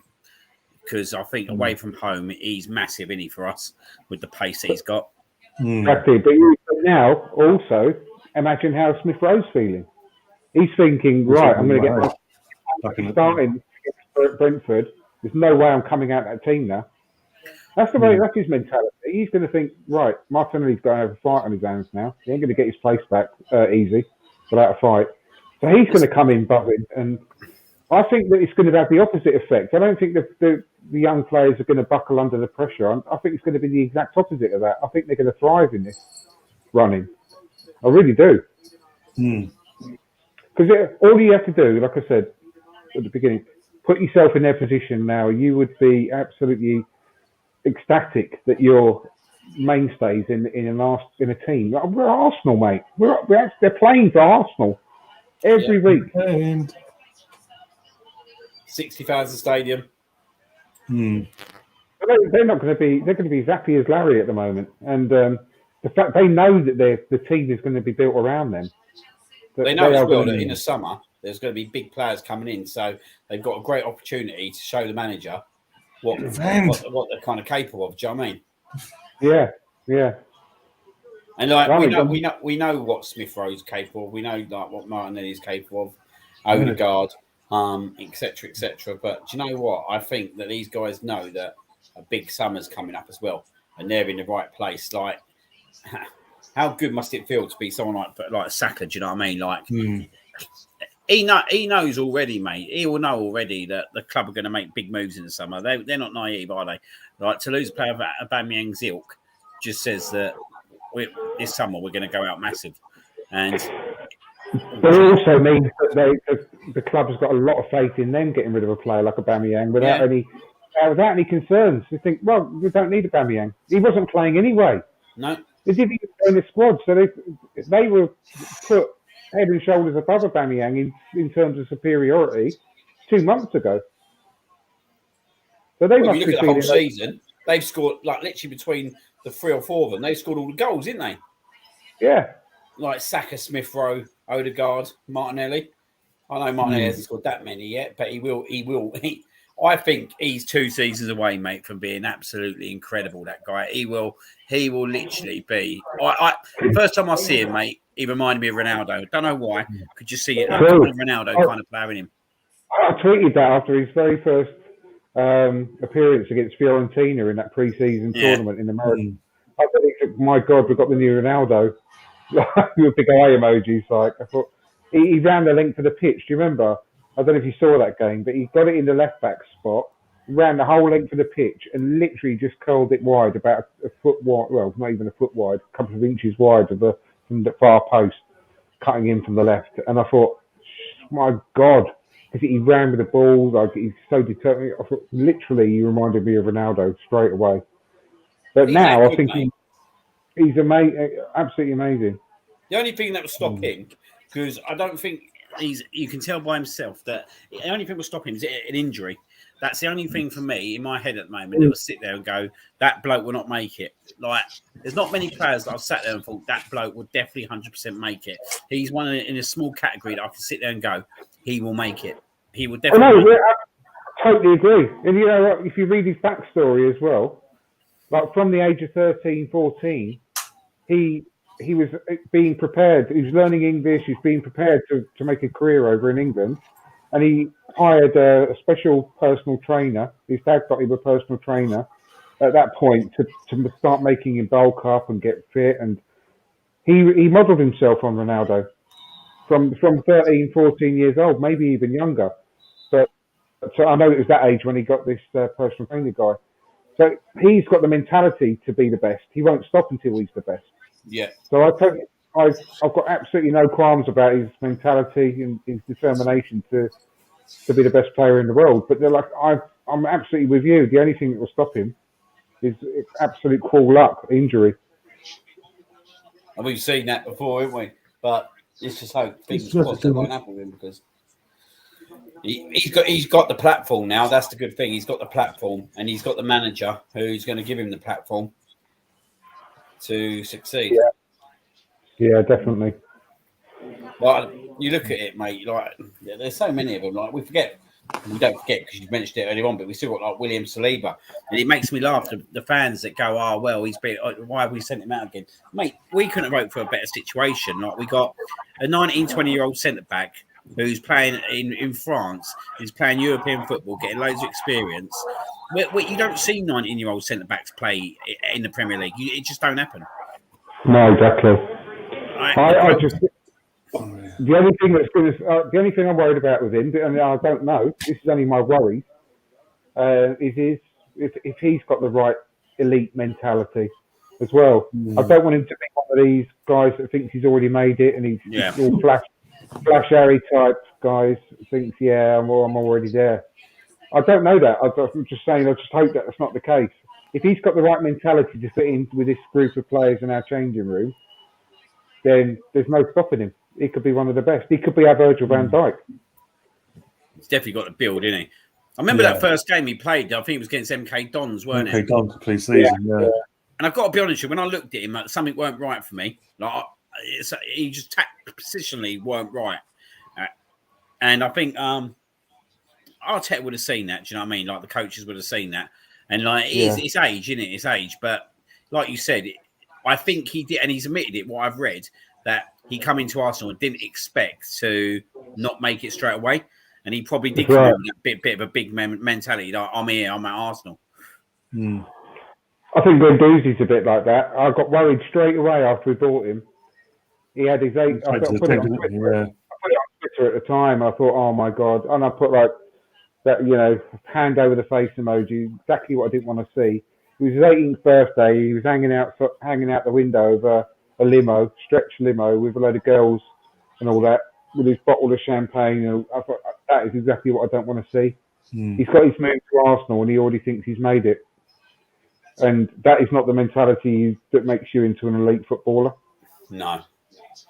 And it's a shame because there's potential in that player. Do you know what I mean? Yeah. Yeah. But you see him now, and I'm glad that we haven't got him. I've watched a lot of the games of Marseille this season because of Saliba and him. Yeah. And he still runs around like a headless chicken in that midfield.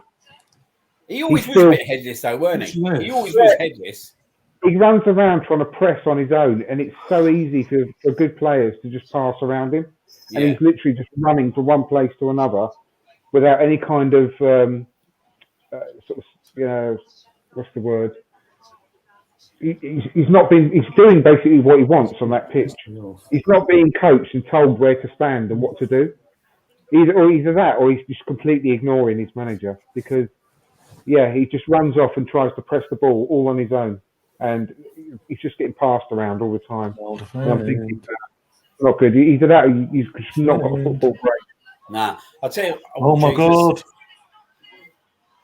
Yeah, I'll tell you who he reminds me of a little bit, but obviously he's a poor man of him, especially when he was younger, was Gerrard. Gerrard was a bit like that, weren't he? Yeah, but he had the talent. He had the serious talent to back it up. Serious talent. That was the difference. Well done, Vivian. He was probably I do think at times tactically he did kind of leave Man United, Liverpool a bit short in centre midfield at times. Yeah, he was probably given the license to do what he wanted. Oh yeah, he was unbelievable, wasn't he? Unbelievable. When you go Lucy, he's not blessed with that talent. He's a good player. Don't get me wrong. But there's something missing with him upstairs. Could you imagine if old Gerrard had gone to Chelsea though at that point? Oh god. Yeah, I know. That was a big decision. That was. That's a bit like old when Shearer went to Newcastle instead of Man United. Yeah.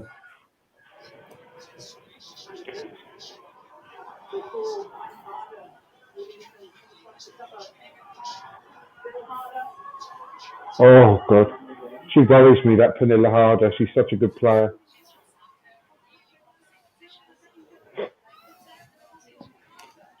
Got to say, this ref is very trigger happy with her cards. She likes to get for both teams though, but she likes to get her cards out quite easily. If Jonas has got any sense at all, he'll bring on Tobin Heath now in place of Ford, Caitlin Ford, and then we're good enough to win this game if he does that. The longer he leaves it, well, they're making their first up. Lee's coming on. What do you reckon's going to happen with that Paris? Do you reckon she'll? I've been saying all season anyway, and I think she's like a bit like a Willian signing for me. She's done nothing. She's been really poor. She's not scored in the WSL.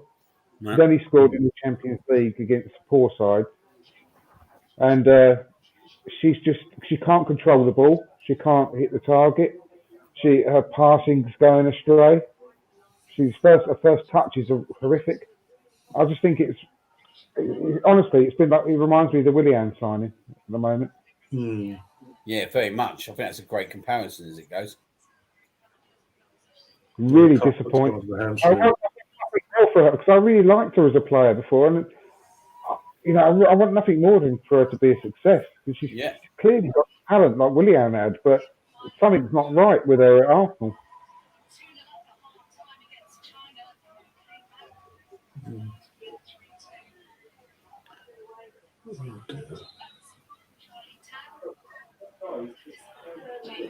So Chelsea made their first sub. Cuthbert's got off of a hamstring, and G's come on. G's a good player as well.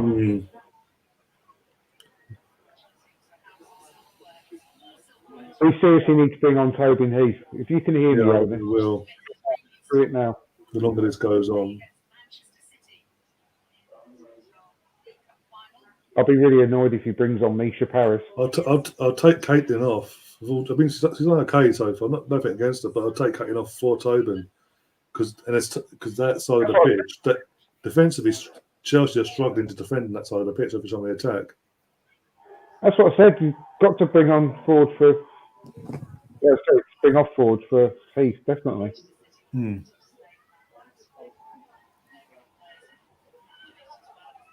I know I said Misha Paris. I'll do that on purpose. Go on. Oh, over. Just. I think, mate, honestly, I think we can have this game. The later it goes. We've just got to keep we're just shape. We've got to bring on Tobin Heath, and that'll kill it off. That'll do it for us. That's all we're missing. We're missing her.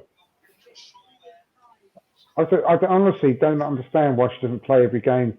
She surely must be fit enough to do it by now. She's one of the best players in the world. Why do you leave her on the bench? Literally one of the best players in the world. Strange, isn't it? Surely she's fit enough to play. She's on the bench. So why not play her? I mean, especially try and get that goal against Man City. Do you know what I mean? Like, no.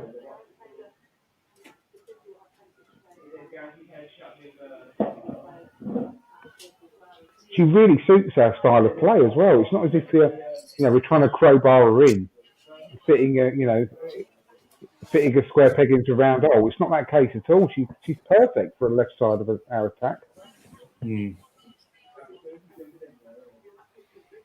Yeah, I think she's got to be on within the next 10 minutes, surely. I really hope so. Well, best away. Go on, play in. Handball. The VAR, so you won't be able to check it. Now they're on the account now. Close it down. Hold on. Close it. No, we've been sorry. I shouldn't say it. I'm not going to say it. Don't say anything yet. I'm not saying anything.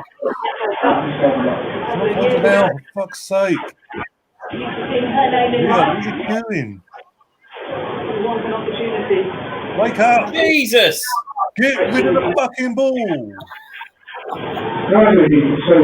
Please wake up and communicate as well. That'd be fucking fantastic. It's an Arsenal thing, that, isn't it? It's like the one last night, mate. Do you remember the one last night? Oh, don't.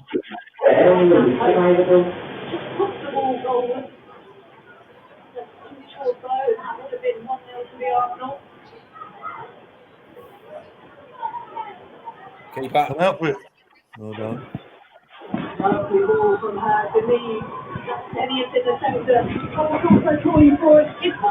What is that clearance from Mia though? It's so much bother though.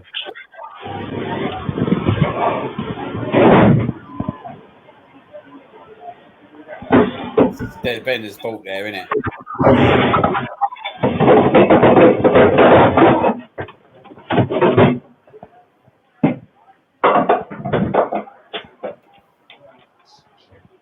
Yeah, it's a penalty with a pen. Carter again. That's twice in this game. Same player.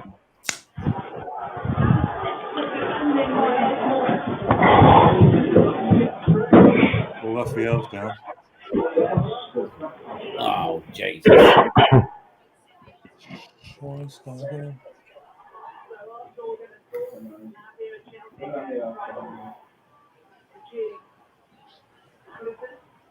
Asking how long it's been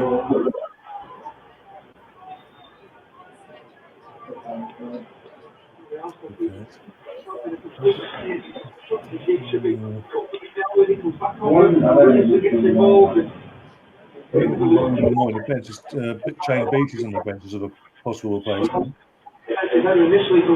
Don't say John Beatty. I'm just saying what's on the bench available if Raphael don't get back up. I don't want John Beatty on the pitch. Please get up, Raphael. Not looking good. We don't want her to be injured. Yeah. Oh, God. Massive, isn't she? Right. Colonel saying shit with too many midfielders, ball watching, and two strikers trying to help out defending. So I have women's selections director in charge of the women's referees, Who's ECMOL. gone off? We've got who's gone? Freedom Madden. Okay, what the hell are we doing this then? Okay, now I'm concerned. I really hope she ain't injured too long. It's a real miss. She's gone off and Freedom Madden's come on. That's a bit weird. So yeah, I'm now slightly concerned. He's got to make a She's a change brilliant- soon, isn't he? Surely. He's made the change. So I'm saying Raphael's gone off and Freedom Madden's come on. She's not a defender. No. That's a massive miss. She's been transformational for our defence, for Raphael.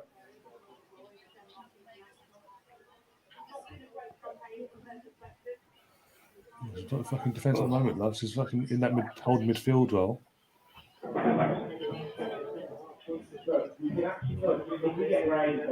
Oh, can we get rid of it, please?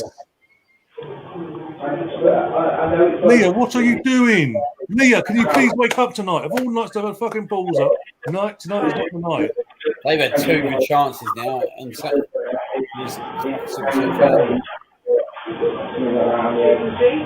What's Leah doing there? Literally, the ball's coming out. It's fucking boof it out. What? That was just asking for trouble.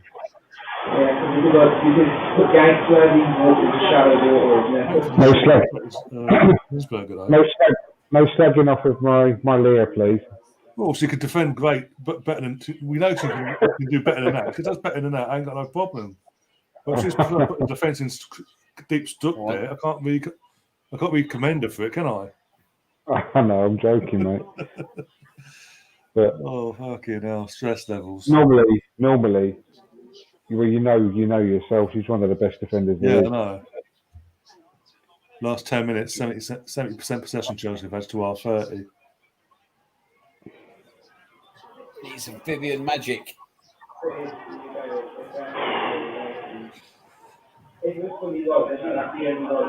Bloody hate him, Hayes. Oh no, so annoying, isn't she?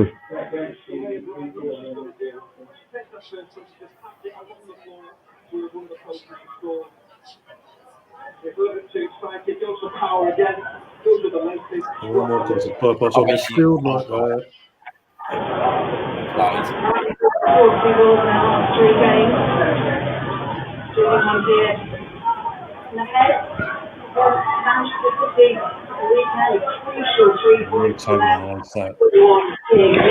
can't believe he's not brought her on yet. I really can't. I'm so frustrated.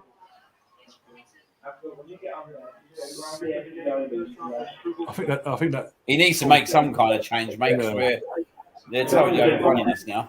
Yeah, I think that's how we just made we delayed being on by the looks of it.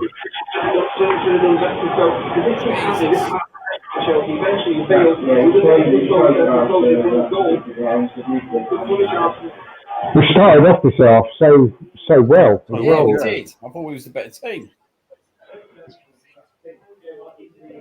Oh, can you please stop giving the ball straight back to him? That'd be fantastic. She's so good, isn't she? Oh, come on. For sake.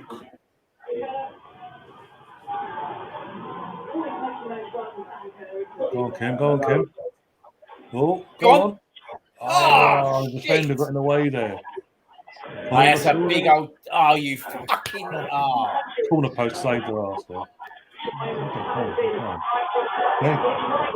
That's a big header, that is, mate, I'll tell you. Yeah. Well, look who was lined up near the far post there. Knock that in.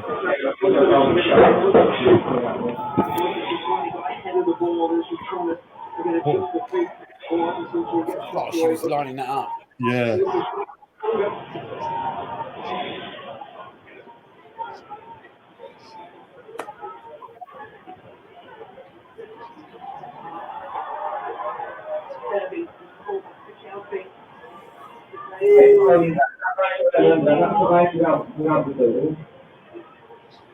It's a good attendance, though, isn't it? Yeah, but it's a sellout. Every ticket was sold out, got sold for home and away. Decent.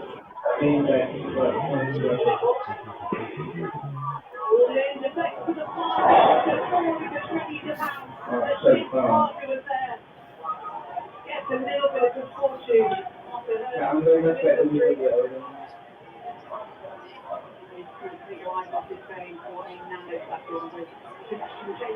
Go on. Outside. We're going outside.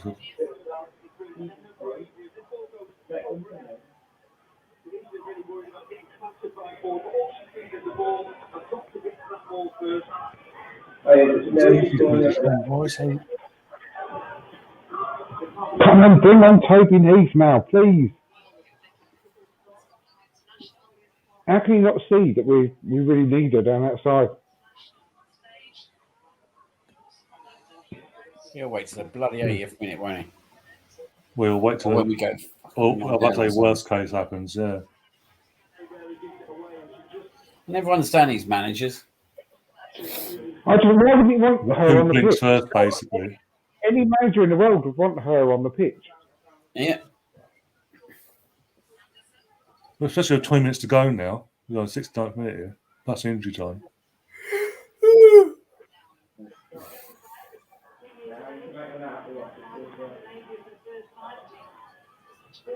It's like PSG keeping Neymar on the bench or Mbappe on the bench. It's like ridiculous. No one would do that. And why would you do it with him? Oh, what are you doing? Get rid of the ball! Leo is having a nightmare tonight. So he's not with it. That's okay. Play rugby now, okay? Rugby league. Cool.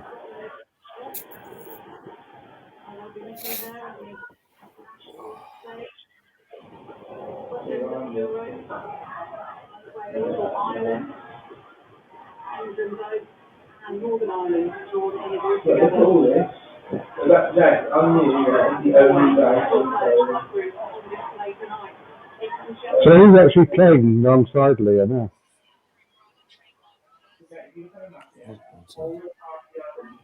Leah may be having struggling because she's trying to defend all on her own.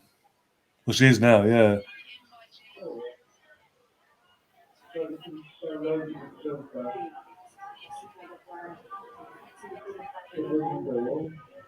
Oh, I know, yeah. Offside.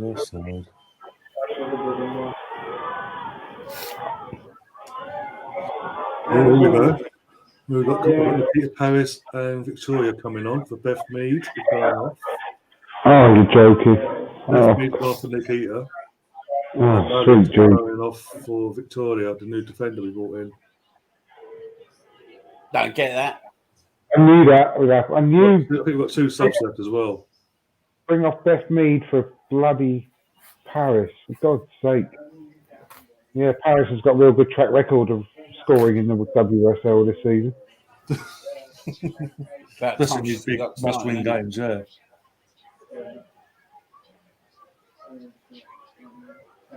He wants to come back and bite us on the arse now. As in us slating him off for it. Well, the chances aren't that high, are they? With getting biting us on the arse.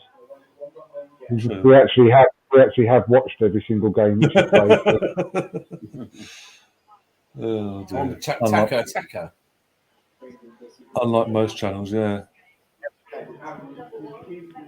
I'd love nothing more for her to come good, like I said earlier. Yeah. But I'm out of patience, I'm afraid. Oh, fucking someone help her.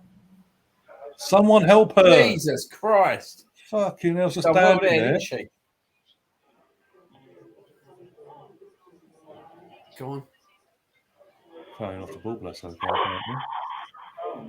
But he took off our right back. Yeah, but the one he's brought on, the young one, she's a right back herself. Oh, I thought So it's like for like there. she was a centre back. Well, she's versatile. She can play both, but she prefers to play full back. We've still only got one centre back then, so unless she's gone to a proper free, but it's hard to Possibly. see. Don't think so. I can't tell. I can't tell who attack. I It was like can't tell. two.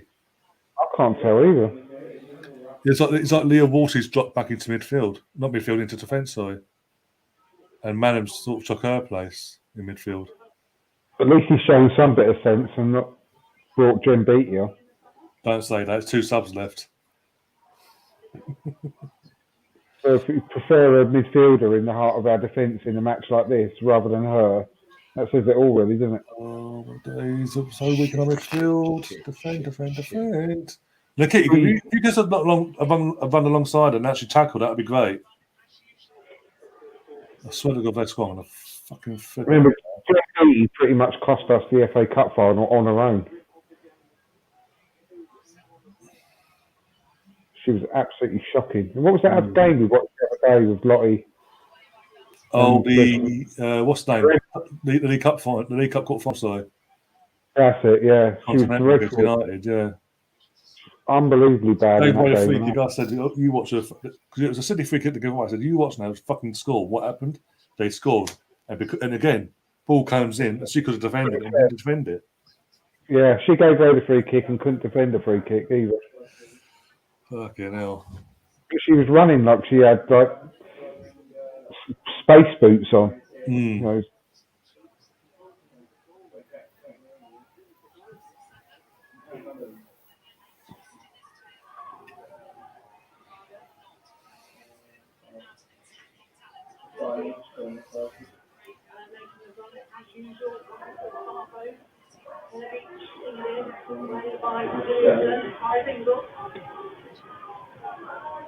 I'll just go in there.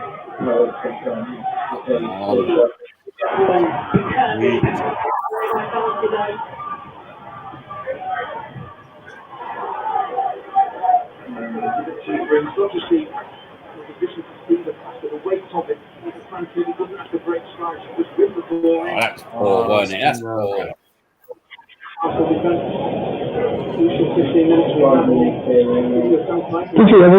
Did you not realise this is a potential league decider? Yeah, And I know. he's still not bringing on your best player. It don't make sense. I'm sorry to keep going on about it, but it's just stupid. Why? It don't make any sense at all.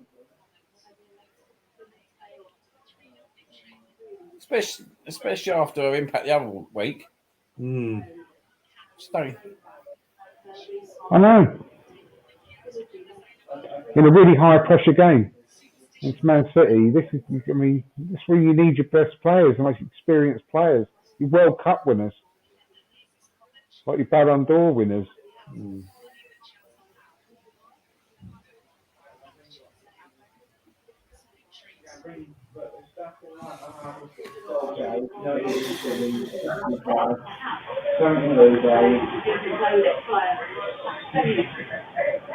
Have you even seen the warming up?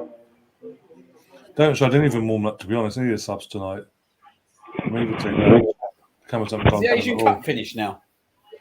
I think so. Most of our players are back from that anyway. Australia got knocked out early, but the early stages of the knockouts. I think it's early though. I'll look at it. I'll have a look later. In December,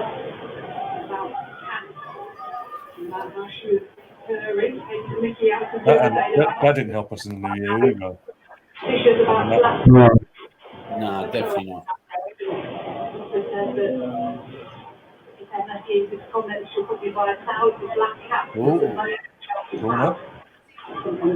Almost an argue there from the leader, from the captain. But got a corner instead. The main thing is, we're shown in quite sort of decent patches in this game that we've got the ability to dominate them. Yeah. We just haven't been able to keep it going for long enough, have we? No. Yeah. I mean, we're obviously up against an exceptionally good team, but we've shown that we're more than capable of matching them. But we just seem to just all of a sudden just drop back and start panicking. Oh, for fuck's sake, Nikita. What's she doing? You wouldn't think this is an experienced player, would you? The way she's played this season for us. Oh, mate, I tell you what. Hell. He always makes you. Iwabuchi's on the bench, by the way. Kerr's asking where she is. He's on the bench as well. Who? Iwabuchi. Yeah, is she in the bench? She's on the bench as well, yeah. Do you know what I mean? You've got a really good bench there. I know.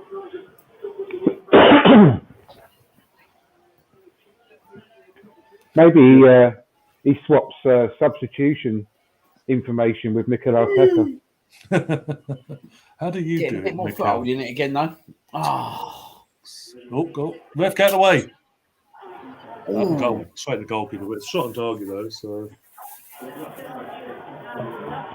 Not afraid of a shot. Just not straight to goalkeeper, that'd be great. The ref. Oh,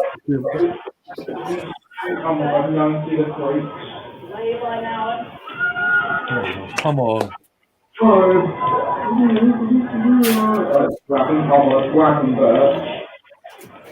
Oh, can you wake up? I don't think so. Max will swap players out. Was it the ball actually? I think so. The spring comes now. He's a back three, isn't it? Yeah. Yeah, it does.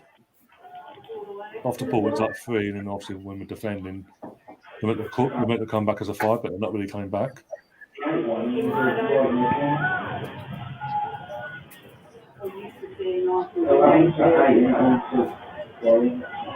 Yeah.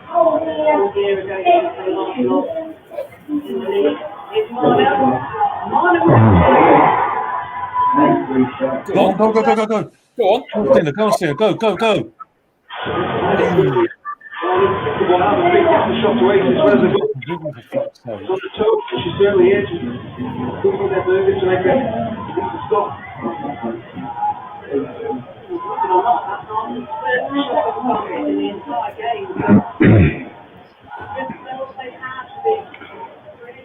No, he ain't going to bring her on at all, is he?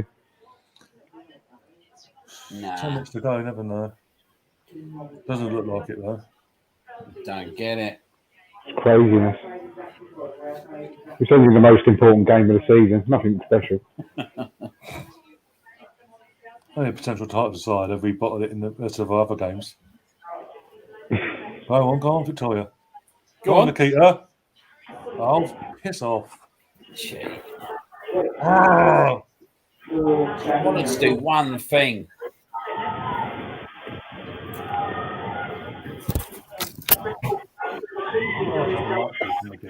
That's one league goal this season, Nikita. It should be number 2.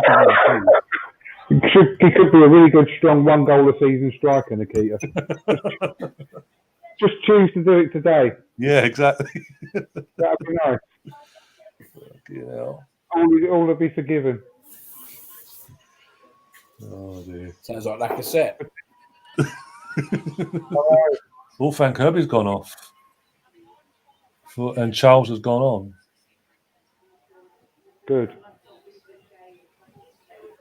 Now, if you could just say that, this one could score the win the way we're playing. Take off harder and yeah.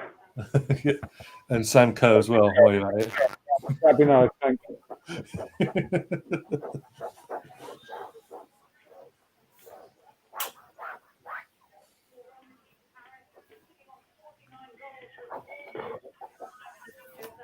Oh, Justice Ferguson's gone up. Has come on. For written or I mean, someone's dog could shoot better than Nikita Paris. Oh, you've just seen it, have you? Yeah. For God's sake, I mean, what the hell was that? Apparently, she's a footballer. They've won Champions Leagues of Lyon and league titles of Man City. You know exactly. I mean, it is just as frustrating as watching Willian, isn't it? Mm. If not worse. Again, came with a big reputation as well, like Willian. I know.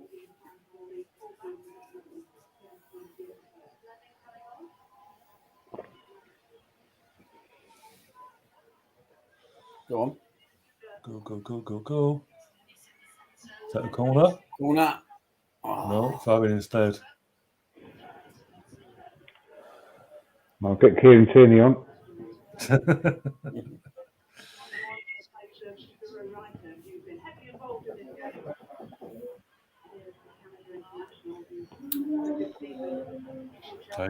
Take it, Leah. Wolsey this time, Leah Wolsey. Well done, Williamson. Thanks for that clarification. Yeah, I wanted to make. Yes, I don't want to see that. Why did I go Leah for again? He was nowhere near it.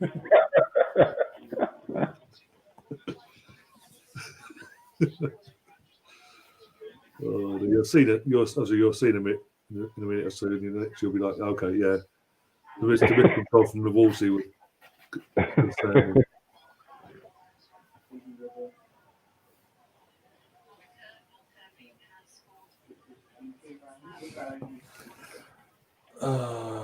The Colonel saying we've got a Swiss midfielder, the women's Granit Xhaka. Oh God. We'll go that far, but okay. So you don't get sent off that way. Yeah. It's quite sensible. Yeah, I was about to say one's quite sensible and disciplined and knows how to play the game. The other one doesn't.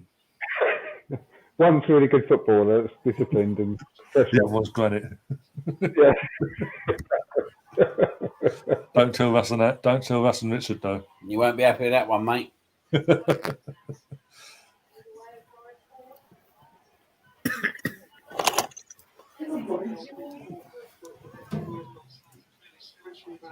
Hey. Come on. Oh.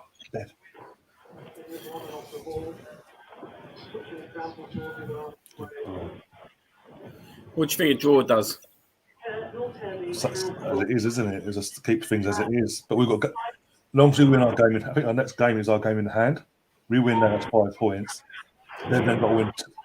They've then got to win their 2 postponements to go above us. They have to win them and not drop points in the process. And I think they've still got to play United. After this game, we've finished with all the big teams. We've got no more teams left. Yeah. But we've only got. We'll have 9 games left. They've got 10, haven't they? So you think it'll be in their hands. It'll be in their hands in the respect that it's only in their hands if they win their 2 games in hand. Yeah. That's the only way, assuming they don't drop any points. But they've got to play. I think they've got to play United still, I think. I'll have to look later, but yeah. This is our last big game of the big team of the season, so to speak, with full due respect. You wouldn't put it past them to win every game, though, would you? Who, Chelsea or? Chelsea. They're not in Champions League either, so it'd be sod's law. They're good enough to win every game, obviously, aren't they? Yeah. So we're just it's just down to luck of the draw, then. Yeah. Colonel's saying we've got Tottenham. They're not a big team. I think they've got a slip up in them this year, though. I think, yeah. Was it Reading? They've already slipped up this season. Against Reading. They've already against Brighton 0-0. They've got the experience. They've got the experience, though, haven't they? To, Oh no! Oh my God! How did that not go in? Oh my God! How did that not go in? That's got to be a corner. Oh no! That must have gone in. I've got to see a replay. The ball must have crossed the line, but there's no goal on technology. Jesus Christ! Just when you want goal on technology, maybe. God's sake. Come on, guys. Come on. Again. How much closer can you get? Oh! Come on again. Oh my God!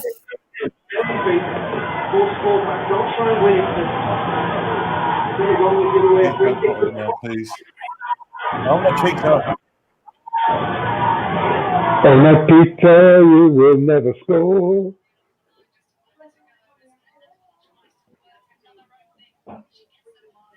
How have they got out of that, mate? Honestly, Jesus. Come on. Hold your nerve. Oh, God. Play. What? What's going on?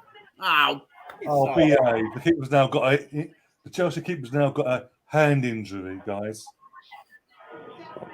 Let's have a look at this. Did it cross the line? We smashed the scum at home. Same as Wolves keeper. Literally so close hitting the line. Oh. Goal, old-fashioned goal mouth scramble. Oh, God.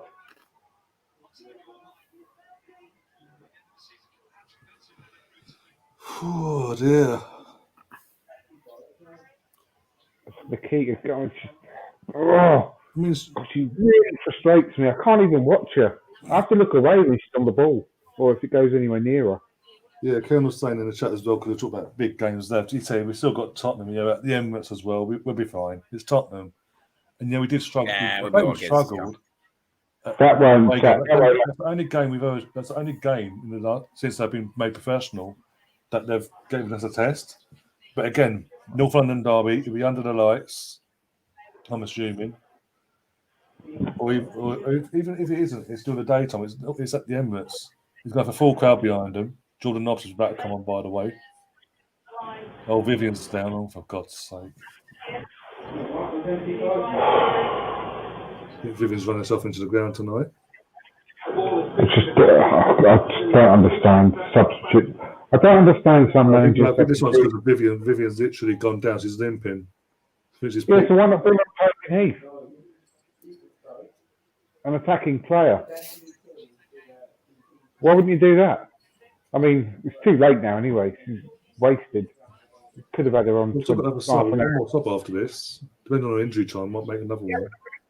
The clock, it's ridiculous. It's like. No, I'm just saying. Like me, Adolf. Shoot the messenger. I'll just take the facts. I know, but you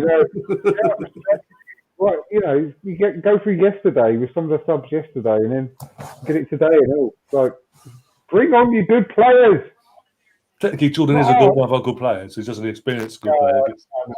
I know, but we need a goal. Again, just take the facts. We need a goal. I know. What are you going to do? When's our next game? Because it's international now for the women's, isn't it, after this weekend? Yeah, I think it is, yeah. So, our next game is the... quality. Go on. 8 minutes? Where the fuck did that come from? On the overlap. Oh, that's a poor ball. 8 minutes of injury time. 8 minutes injury time. Oh my God! Where the fuck has that come from? Because someone help me out there in the chat. 8 minutes come from? It's like they want Chelsea to win. It's like they want Chelsea to win. I think it's because how long Miedemar took to get at the moment, though, mate. Get a few more corners like that in. I think it's how long Miedemar took to walk off the pitch. The referee's now protecting the goalkeeper now at all costs. I'm trying to think where the injuries were. I know our Brazilian got injured, but that was about a minute, 2 minutes most. Yeah. It should be no more than about 3 minutes, really. Should be at least 3, no more than that. Not 8. Yeah. But they didn't get the extra 5 minutes from what we should have had at Burnley at home. Yeah, something like that, yeah. She's not even an African referee. She's not even an African referee who can't tell the time either. No excuse there. So. No. Oh, thank God for that. Jesus Christ. If only that person knew to put a leg out. You see that, though, in the African Cup of Nations where the ref threw up. The group stage, wasn't it? Twice in the same game. Before even the time was up. That's unbelievable. He obviously had his dinner ready on the table. Get rid of it! Offside. Hey! You thought you wanted, didn't you? Fucking shabby pricks. Get that lino up. Get that flag up, lino. What's the offside? Let's have a look. Oh, yeah. Yes. Oh. Yeah, she's off, mate. Yeah, just. Okay, we do it. I mean, the goalkeeper like that. Get into the ball. Like I said, it's like they want Chelsea to win. Oh, of course they do, mate. Emma Hayes time, innit? Fergie time back in the day with Fergie was about, and they've got Emma Hayes time in the women's game. It would be funny if they scored in the 8th minute of added time. That'd be brilliant, mate. We did, wouldn't it? Can you imagine? Oh, dear. Oh, what was that, Leah, sorry, again. They'll add another 5 minutes on just to see if Chelsea can equalise. Keep going, girls, until you score. Yeah, but 101st minute or something like that. We've built it up so much, girls. We need a goal. Oh, mate, can you imagine the scenes we score now?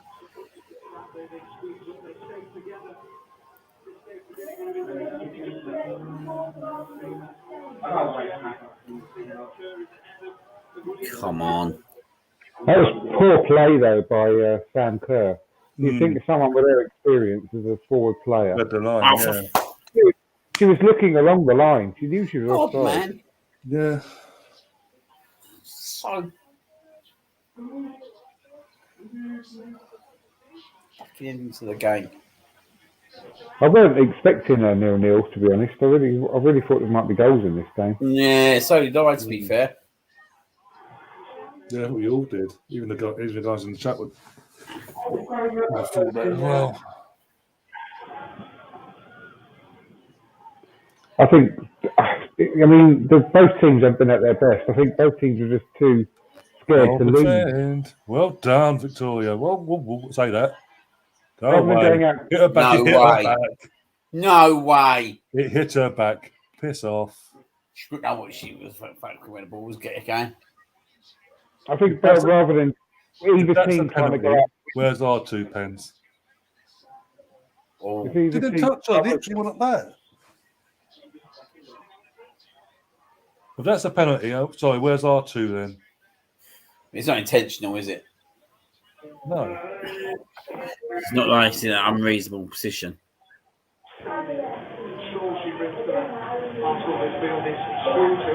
But she just jumped, mate. Yeah.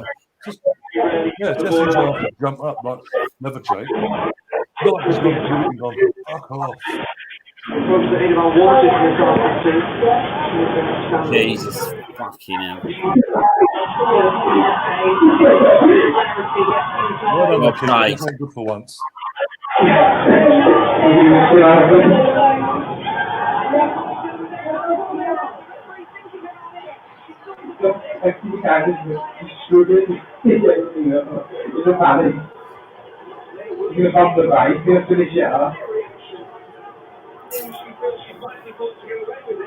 I'm still trying to work out where the fucking 8 minutes come from. I think we were lucky with that ball though, to be fair. Do you? Yeah, I really do. It's not as if her arm was in him, you know, it was really out from her. Half and half, weren't it? It was like half in natural, but in the, Yeah, but that was in the Premier League, got to be given. No oh, question. yeah, being involved from Bob Penn. That's handball. But Ball stopped. She stopped the ball going into the area with her arm. Her arm's out. I'd argue then, where's our 2? As I was saying, where's our 2 Oh, pens? yeah, absolutely. But in an isolated incident, that's a penalty. Shoot straight. Oh, Zinsberg, what are you doing? What the hell is that? Just slicing it into You know what? literally 2 yards ahead of you. You can tell by Leah's reaction as well. She instantly looked around at the ref. She knew it was a handball. She's been on the edge a little bit tonight, Shell Williamson.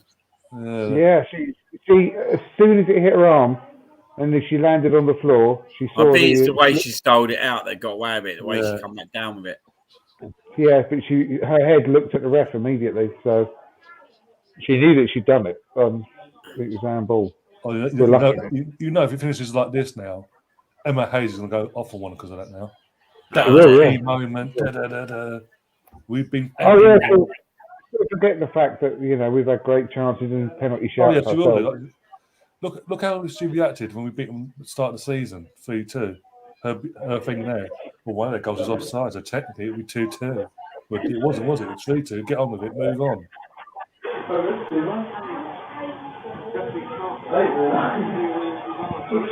Yeah, who cares if Beth Mead was 3 yards offside? I don't care. Yeah, I tell you what. She's got out of one there, isn't she? 100% handball. That's all big penalty. They're under attack still, Chelsea. In the last few seconds here. And everyone knows it as well. The cameramen as well. They keep showing Leah Williamson. They keep showing the linesman. Keep showing. Everyone knows that should have been 10. It's about Jesus. time we had a bit of luck, though. Let's be honest. Oh yeah, absolutely. I ain't complaining, mate. Let's just end it there. I'm Say not it actually now. complaining with you, but that was Fuck off and defend. 100% got away with that. Get in there. Right. Keeper. Oh yeah, she's ready. She's ready. Piss to blow. off. Emma Hayes is ready to She blow. got gets on. She gets on my goat. She does. Yeah, I think she's serious question. I like it. 0-0. The match as well. Fantastic. That's good. And we are still top of the league. Nothing's changed tonight, boys and girls. Yeah, we got away with one there at the end. Definitely got away with one, but we deserved it overall. We didn't deserve to lose, that's for sure. The thing is, that call could be the difference between winning the title or not. I hope so. That'd be funny for Emma Hayes, wouldn't it? Oh mate, she'll be. Imagine if she's going to kick off now after the game once she does a press conference stuff. Well, they scored an offside goal in the first game, and then we should have had a penalty in the second game. They beat 10-0. That's not fair. It don't work like that, Emma, I'm afraid. Oh my gosh, I don't. Let me have a look how many fixtures we got. Who we got next in the league after the international? Break on second. Arsenal.com.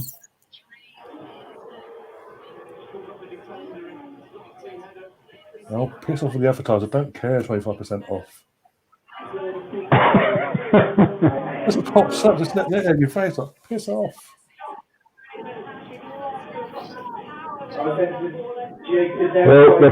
Our next game is the FA Cup against Liverpool away on Sunday 27th, 12 o'clock kickoff. And then our next league game is the postponement game that we've got to play against Reading at Meadow Park on Wednesday the 2nd of March. League One, we've got Reading, Birmingham City at home, Revenge there, Brighton. We could do with really smashing Liverpool to really start trying to get in the groove of scoring goals again. Yeah. So use the next 4 games as literally get the confidence up now. Let's go for it. Let's send a message to the rest, to lots of Chelsea and all that.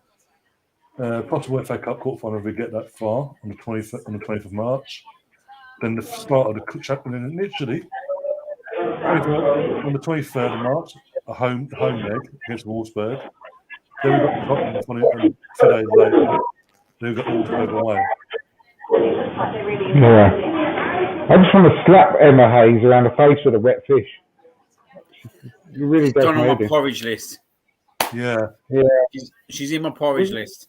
What you like? Get a massive wet fish, just smack around the face with it. Really hard. I bet she's handing out some rollickings in changing rooms, don't you reckon so?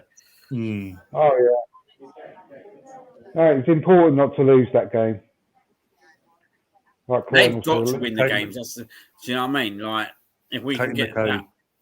Yeah, they've got point games in hand, but points on the board is more important than games in hand. Well, the thing is, they've got to play, as I said, we've got a game in hand ourselves. If we win that, that's our next game, by the way, we're then 5 points clear. They've then got to win both them games to go a point ahead of us. And then they've still got, Tottenham and United to come. Them for themselves. And they're not exactly the beating the likes of Brighton like we saw the other week. So, like what me and Neil started at the start of the stream, if we ended the night still top of the league and not losing, I still think we can go ahead and do this in the season. It'd be amazing. Just get the wins. Like, jumping, and we get that next Let's win. do our job. Right, got 5 points clear. Pressure on them to win the games. Yeah, exactly. Earlier this season, we were averaging 3.5, 4 goals a game, easy. Yeah. We were smashing teams 4, 5, 6. Yeah. Yeah. We weren't conceding either. We need to get back into that rhythm to really scoring goals for fun. Because at the moment we're really struggling to score, and we've got so many good players. It don't help when you don't play one of the best players in the world either.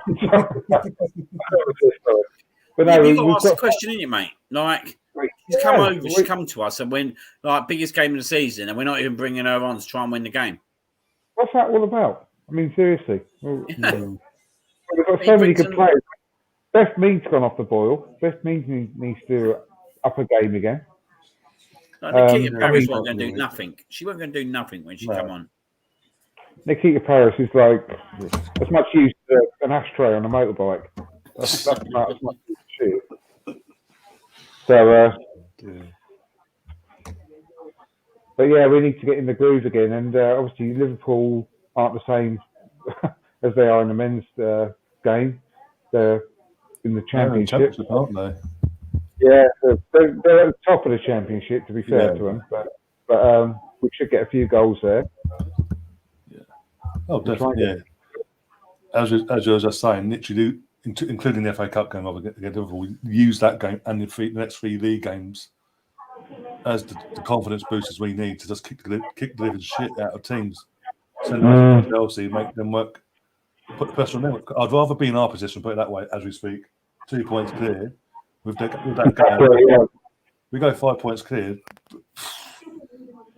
If we start winning games 3-4-0 again, then that's really going to put the pressure on Chelsea. Yeah. And as we've seen this season, sometimes that pressure's got to them and they've dropped points where they shouldn't be dropping points. Exactly, yeah. Because they went downhill after the cup final, same as us. Yeah. They went to Reading, literally went to Reading the following week and lost 1-0 or 2-0? 2-0, sorry. Yeah. So the FA Cup final did no good to either team. No, ironically. Apart from the trophy itself, but yeah. But we're going for this season's trophy. Let's be honest, in the FA Cup. Go to a double, mate. Yeah, exactly. Well, and we're still in the Champions League, which they are not. Yeah, Mr. Bond full time. It's just gone full time in the last 5 minutes. Finished 0-0. So a lot of drama in the end. In the last 10 minutes, both teams had chances to win, but thankfully they didn't get the last chance. Thank fuck. Otherwise, we won 1-0. Put it that way. Oh dear. But now the likes of Williamson and all that need to go off now, play for England, use that next fortnight to get their confidence back up, come back to us, and we just kick on and do the job we want to do. Keep putting the pressure on Chelsea. Yeah, There's not much more we can do, really. But yeah, not much else to really say now, is there? I mean, Gaze has joined us literally at the end. Thanks, Gary. Iron by. Literally, as I'm talking about, bye. Don't miss much, to be honest, in terms of the actual goal action and anything, because as it says, 0-0 finished. Top of the WSL, keep saying. But yeah, not much else to really talk about. Otherwise, we keep repeating ourselves going round and round in circles. Apart from that, in terms of the rest of the weekend, I've got Match of the Day stream tomorrow night. Got a podcast with myself, Andrew, and Steve, aka Greengrass, on Sunday. Obviously, what happened last night. Going forward, busy couple of days ahead of us in terms of the channel, giving you guys some content. And we'll do back next week. But yeah, as I said, I'm happy in one sense because I think the worst thing that happened tonight was that we lose, and we didn't lose, so we're still top. It's in our hands. Yeah, also, thanks to everyone in the chat for popping in. Obviously, chatting away the way you usually do. That's a thank you to obviously Liam and Andrew and the commentary team of Andrew. Who's actually got volume on, by the way? I've got the volume on really low. So yeah, Liam, what have you got coming up on your channel? Yeah, I might do a show. I don't even know when I'm going to do a show, mate. I think I'm on your channel more than I'm on my own channel nowadays. Yeah, I'm going to do a show Sunday or Monday night, I think, just to talk about the Arsenal Wolves game. So yeah, if you're not doing anything, pop on. Oh yeah, we'll do. Yeah, Mr. Bungle, what bloody hell? What's all that noise? It turns out all this time it's been Andrew. I told you earlier. I said I got my channel on low.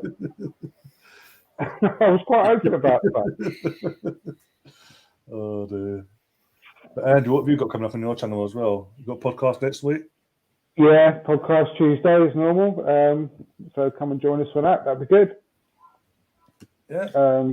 Obviously, just a pre sort of go have a look at the game we had yesterday, but obviously looking forward to the game at the weekend and usual crap that we talk about. It's fun.